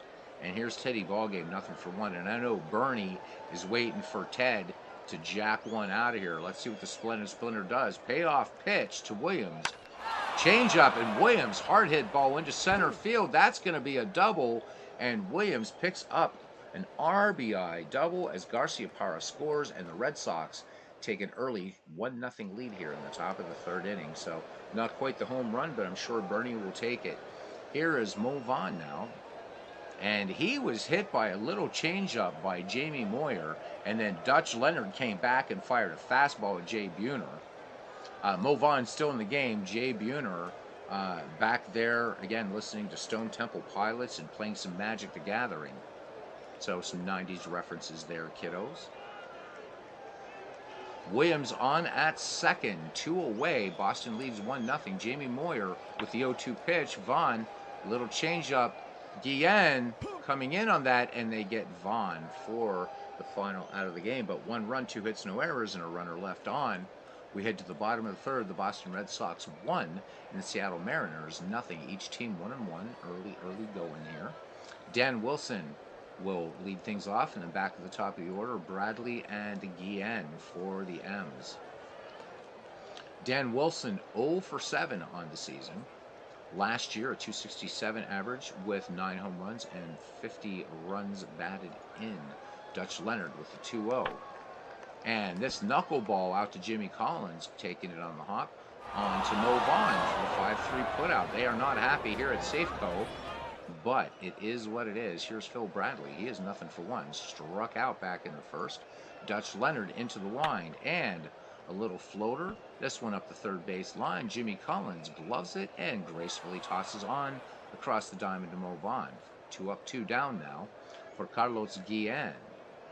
Guillen gave it a ride deep down the left field line, and Teddy Ballgame picking it up in the corner there. The 2-2 pitch to Guillen. Knuckleball. And this one, hard grounder back to Dutch Leonard, and he will go to Vaughn. They go good morning, good afternoon, good night. We go to the top of the fourth inning. It's 1-0 Red Sox. And we will see Dewey Evans, Fred Lynn, and Jim Rice. So Evans struck out back in the second against Jamie Moyer. Jamie Moyer right now with 2 strikeouts. He winds and deals. Evans swings in the first pitch. Fly ball to Mike Cameron in center field. And he will reel it in for out number 1. Thanks for joining us today at the ballpark for some non-early baseball action as Fred Lynn steps in. Lefty center fielder here. Single between first and second. Back in the second. Jamie Moyer, the 2-2 pitch. Fred Lynn not able to catch up to that. Strike three. Jamie Moyer picks up his third K of the game. 2 down for the designated hitter Jim Rice. He is 0 for 1, struck out in the second. Jamie Moyer deals the 2-2 pitch, changeup, and this one slapped to left, base hit. Phil Bradley up with it, gets it into Carlos Guillen. And yes, you heard right, designated hitter. I've been semi-converted only for all-time great leagues to have designated hitters. So fun stuff, at least in this game. And the other one in Out of the Park, I'm not using a DH unless it's in the American League. All right, so that's my nod to modern baseball. All right, Pudge fly to left back in the second, 2 away. Jim Rice on at first, just 4 steals last season. Jamie Moyer, the 1-2 pitch, changeup, and Fisk slaps this one to Presley at third, who fires onto Harold Reynolds for the 5-4 putout to end the inning. So no runs, 1 hit, no errors. We go to the bottom of the fourth. Boston leading Seattle 1-0. It'll be Edgar Martinez. Tom Paciorek and Mike Cameron due up for the Seattle nine.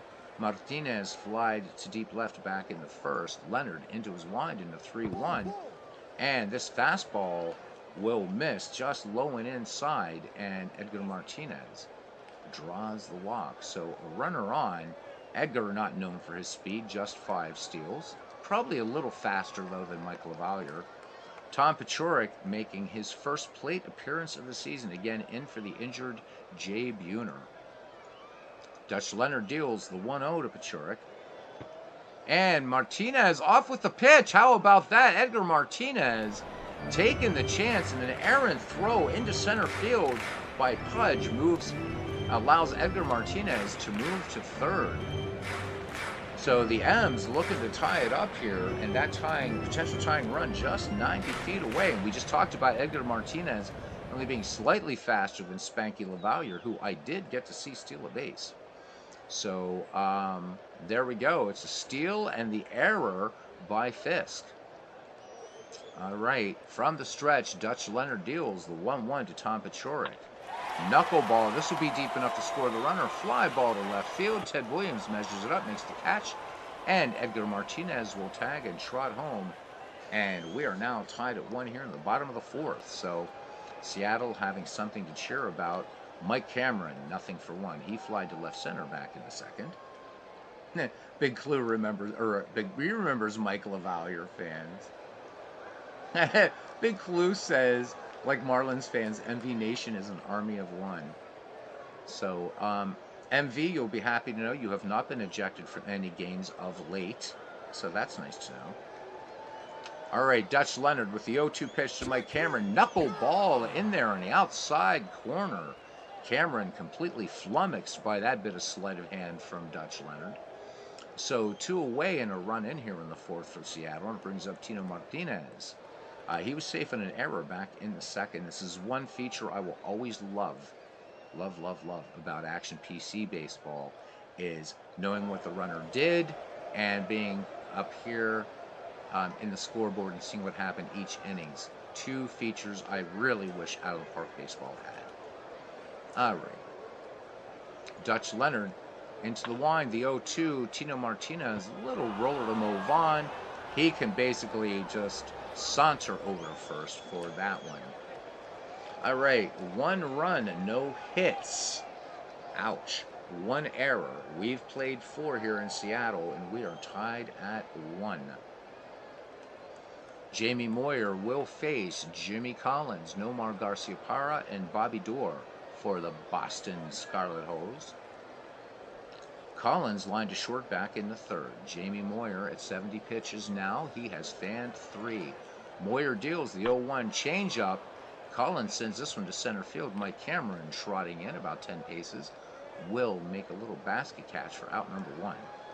Garciaparra now in on the right-hand side. Singled back in the third. Moyer's 0-2 pitch, changeup. Garciaparra Rainbringer on the infield. Guillen and Reynolds converging. Guillen calling off Reynolds, and he will make a catch for out number 2. All right, here's the great Bobby Doerr, who is nothing for 2. He is grounded out and flown out. Moyer with the 0-2 pitch. And this changeup will be laced into center field, base hit. Mike Cameron playing it on the bounce and getting it into Guillen. So Bobby Doerr is the 5th Red Sox hit of the game, and it brings up Teddy Ballgame, RBI double that scored Nomar back in the 3rd. Dan Wilson sets up Jamie Moyer. Wilson out to have a quick word with Jamie. Back behind the plate, the 0-2 delivery to Teddy Ballgame. Changeup, Williams, little grounder down to first. Martinez to Moyer covering, and that will retire the side. No runs, 1 hit, no errors. The bottom of the 5th, and we are knotted at 1. Harold Reynolds will lead things off here for Seattle in the bottom of the 5th inning. Reynolds nothing for 1 in today's contest. He grounded to first. Dutch Leonard with a 2-1 pitch. Fastball. Come back to the mound. Leonard with a quick throw and unable to get Harold Reynolds. So Reynolds with the infield hit. The no-hitter is broken up. As Jim Presley is in there. He flied out to shallow left last time. Harold Reynolds with 29 steals. Leads off first. Leonard with a check of the runner. Throws over. And Harold Reynolds diving in ahead of Mo Vaughn's tag. Gets up, dusts himself off. Ready to go again. Here's the pitch. Presley missing on that one. So Dutch Leonard has now fanned 3 in this game. So 1 away for Dan Wilson, who is nothing for 1. Grounded to 3rd last time up. Leonard with a check of the runner. The pitch. The throw down by Carlton Fisk. They tried to catch Reynolds napping, but Reynolds gets back in time. Leonard once again, check of the runner. Wilson swings. This one foul on the 3rd base side. Jimmy Collins is not going to get to this ball as it goes about 20 rows back here at Safeco. Dan Wilson back in the 1-1 pitch. Knuckleball, and Dan Wilson looks a called strike 3, so the floater doing its job here for Dutch Leonard. That's his 4th K of the game. Phil Bradley now nothing for 2. 2 down. Harold Reynolds on at first. Bradley is struck out and grounded to 3rd. Dutch Leonard throws over. Harold Reynolds back in time. Harold Reynolds fancying himself to be a bit of a Jackie Robinson, trying to unnerve Dutch Leonard, but it's not working. The 0-1 pitch to Phil Bradley. Knuckleball. Bradley, just a little bobbler down to first base, and Mo Vaughn will take it unassisted for out number 3. No runs, 1 hit, no errors. We go to the 6th, and we are knotted at 1 for the Red Sox. 1 run, 5 hits, 2 errors, 5 men left on. For the Mariners, 1 run on 1 hit. The run 1 and 1 hit. The run was not on the hit. No errors and 3 left on. And Mo Vaughn, Dewey Evans, and Fred Lynn, the number 4, 5, 6 hitters, do up for the Boston Red Sox. Vaughn was hit by a pitch and grounded to short. Jamie Moyer deals. The count even at 2-2. Changeup. They're just feeding Mo Vaughn all kinds of changeups. Allow J.J. Putz to pitch, I guess. Welcome to modern baseball. Really? All right. There we go. And so, one of the reasons I can't stand modern baseball, why the hell, with a designated hitter, yes, Rant coming, would you pull Jamie Moyer? Why would you pull him? This makes no sense. Did he hurt himself? Let's see. No. All right, there we go. So, will it be a quality start? All right. Anyhow, Dewey Evans, nothing for 2. Struck out, fly to deep center. Jeez. I did see Martinez attempt to steal. He got gunned down, though. But he must have a few steals because this baseball history collection, I guess in what part of the peak season thing, whatever was selected for this, Edgar must have pilfered one somewhere, Bernie. But yeah, I mean, come on. Martinez was in there for a stick. But come on, all right, you modern baseball fans, why would you pull Jamie Moyer? It's the bottom of the 6th. Moyer's pitch count wasn't that high. Ah. I told you guys about that site yesterday called Baseball Doesn't Exist. Really, really like it. They have one on pitch counts, and they're like, the prevailing wisdom back in the day, and I'm not even talking dead ball, I'm even talking, you know, 70s, 60s, 50s baseball, was you pitched, arm strength, arm strength. And you're pulling these guys in inning number 5, inning number 6 now, and 5-man rotations. So, might have reached his maximum number of pitches. Let me see. I'm curious what that was. Let's look at what Jamie Moyer's. Can I look at his expected pitch count on here? It's been so long since I've played Action PC Baseball online.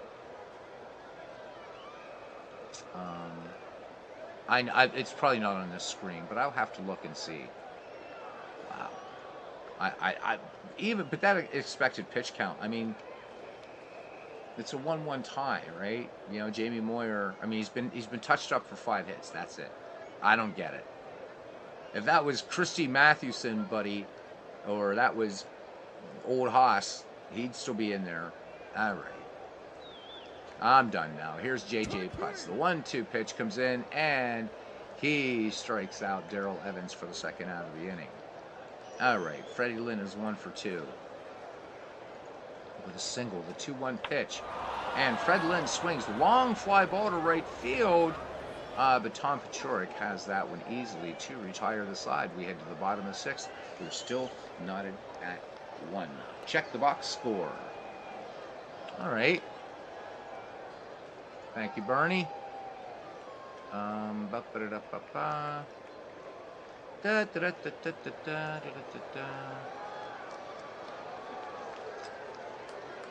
Well, son of a bitch, Bernie. I'm not finding that. Where am I looking for that? He threw 88 pitches.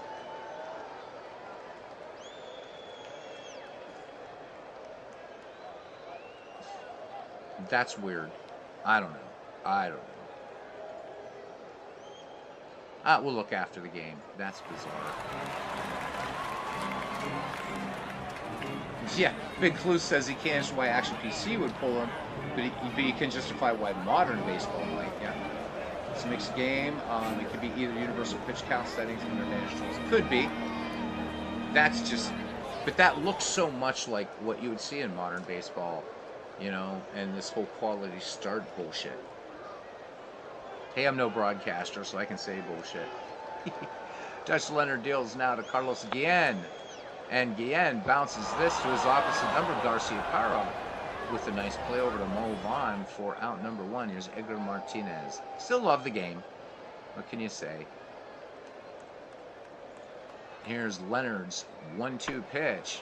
And Edgar gets hold of this one, but Teddy Ballgame reaches into the stands and pulls it out of his hat for out number 2. Tom Paciorek now. Paciorek with a sacrifice scoring Martinez, and that tied at 1-1. Dutch Leonard with the 0-1 delivery. Paciorek takes this knuckleball. Garcia Parra plants and throws in plenty of time to Mo Vaughn. And there go the Mariners. We go to the 7th.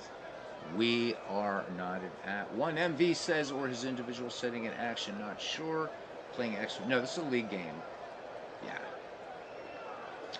Bernie says, in 50 years, there will be no longer starting pitchers. You're probably right. Big Clue says, analytics didn't create the quality start, a stat or concept. Quality start is poor data. Agree. Look, I get it. So before anybody jumps on me, I get, and not that you guys would. You guys are good. You guys are cool. That in dead ball, they weren't throwing.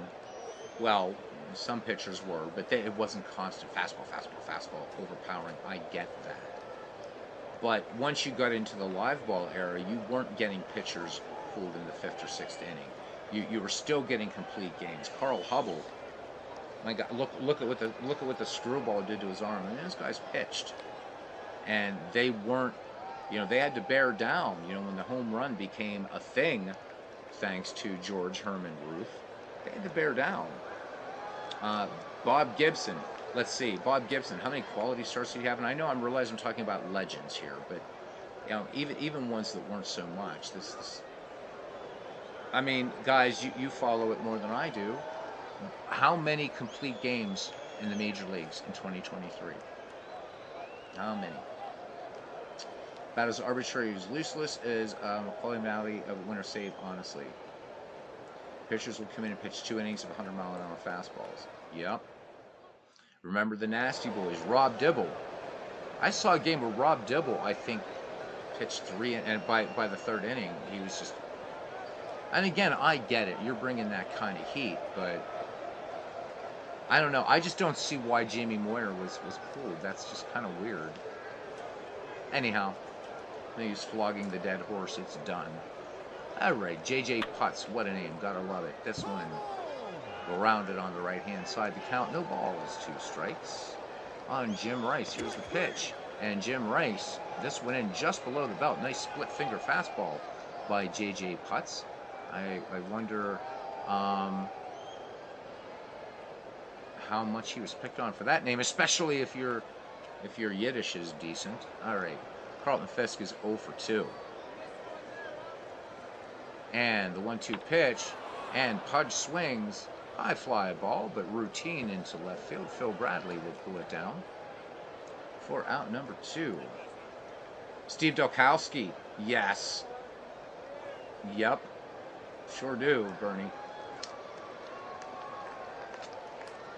Well, I should say I remember Dolkowski through reading. Yes, absolutely. All right, Jimmy Collins, nothing for 2. Look, Bob Feller threw serious heat. Bob Feller didn't piss out at 6 innings. So, whatever. 1-2 pitch, Jimmy Collins. Swing and a miss. 7th inning stretch time here. We're tied at 1. Good ball game so far, though.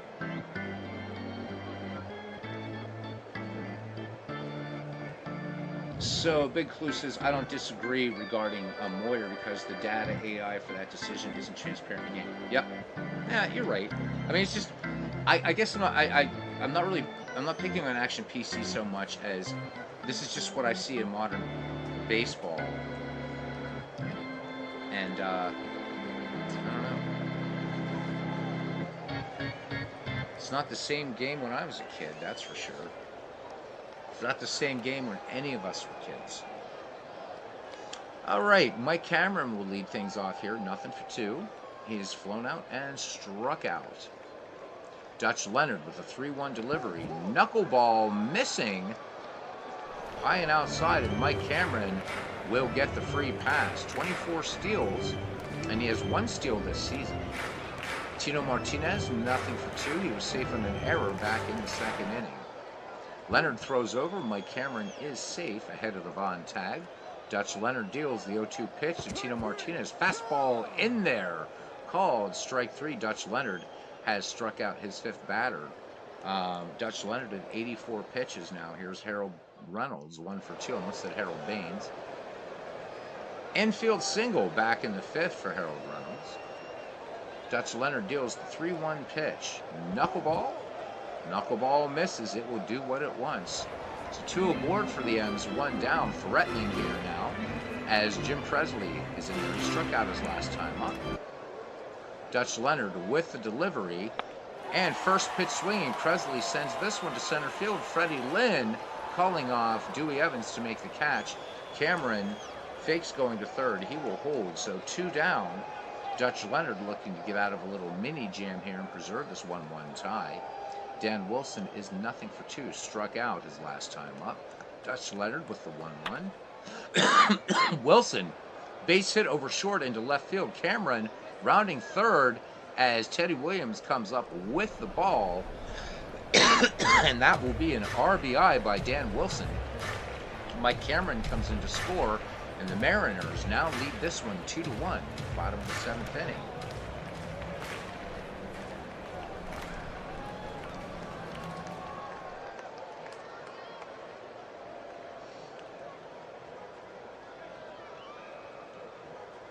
Look at Big Clue. Big Clue. Let's see. Bernie, did you answer it also? That was way, way back. Eddie Murray, Frank Thomas, Rafael Palmeiro, and a fourth, Mel Ott. And what do we have down here? Eddie Murray, Rafael Palmeiro.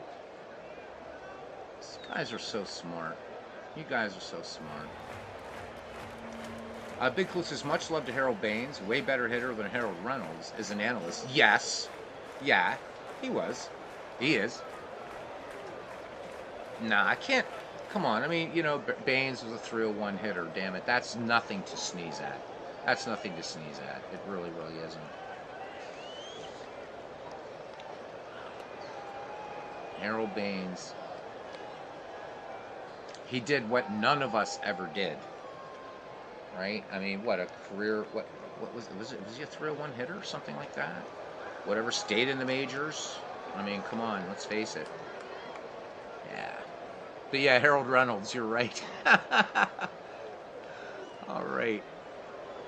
So Carlton Fisk having a quick word with Dutch Leonard back behind the plate. Here's the pitch to Phil Bradley, the 0-2 delivery. Change up, and Phil Bradley, that one a swing and a miss. So 1 run, 1 hit, no errors, 7 in the books. And are we going to allow Eddie Guardado to pitch? Guardado to pitch? Of course we are. All right.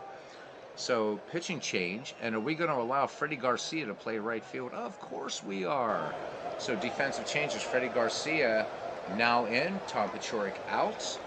And Eddie Guardado into pitch now. 2-1 for Guardado in this replay of 4.50 under an average. He's worked 2 innings. He's given up a home run, walked nobody, struck out 1. Opponent's hitting 364. Again, though, doesn't really count. Just we're only in the 3rd game in this little thing that will go on for the next 20 years. Garcia Parra in there now. Here's the 0-1 pitch. Garcia Parra sends this long fly ball to left field.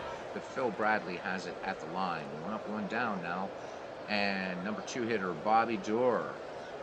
Bobby Doerr singled back in the 5th. Guardado deals the 0-1 pitch. Change up. And this one, number out in front of the plate. Doerr's going to beat this one out. Bobby Doerr with a bunt base hit. Old school baseball for Bobby Doerr. And that brings up Ted Williams, the splendid splinter, had an RBI double in this game back in the 3rd. So Bernie willing Teddy ball game to go yard right here. Guardado winds and deals the 0-2 fastball. Williams sends this to medium right. Garcia in and makes the catch.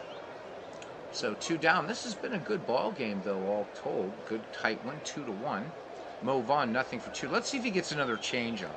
So he struck out. He's been getting fed changeups by the Seattle staff this entire game. Throw over. Bobby Doerr is safe. And fastball to Mo Vaughn, and it misses. So 2 Red Sox on, 2 down for Dewey. Evans 0 for 6 in the season as of this at bat. Here we go.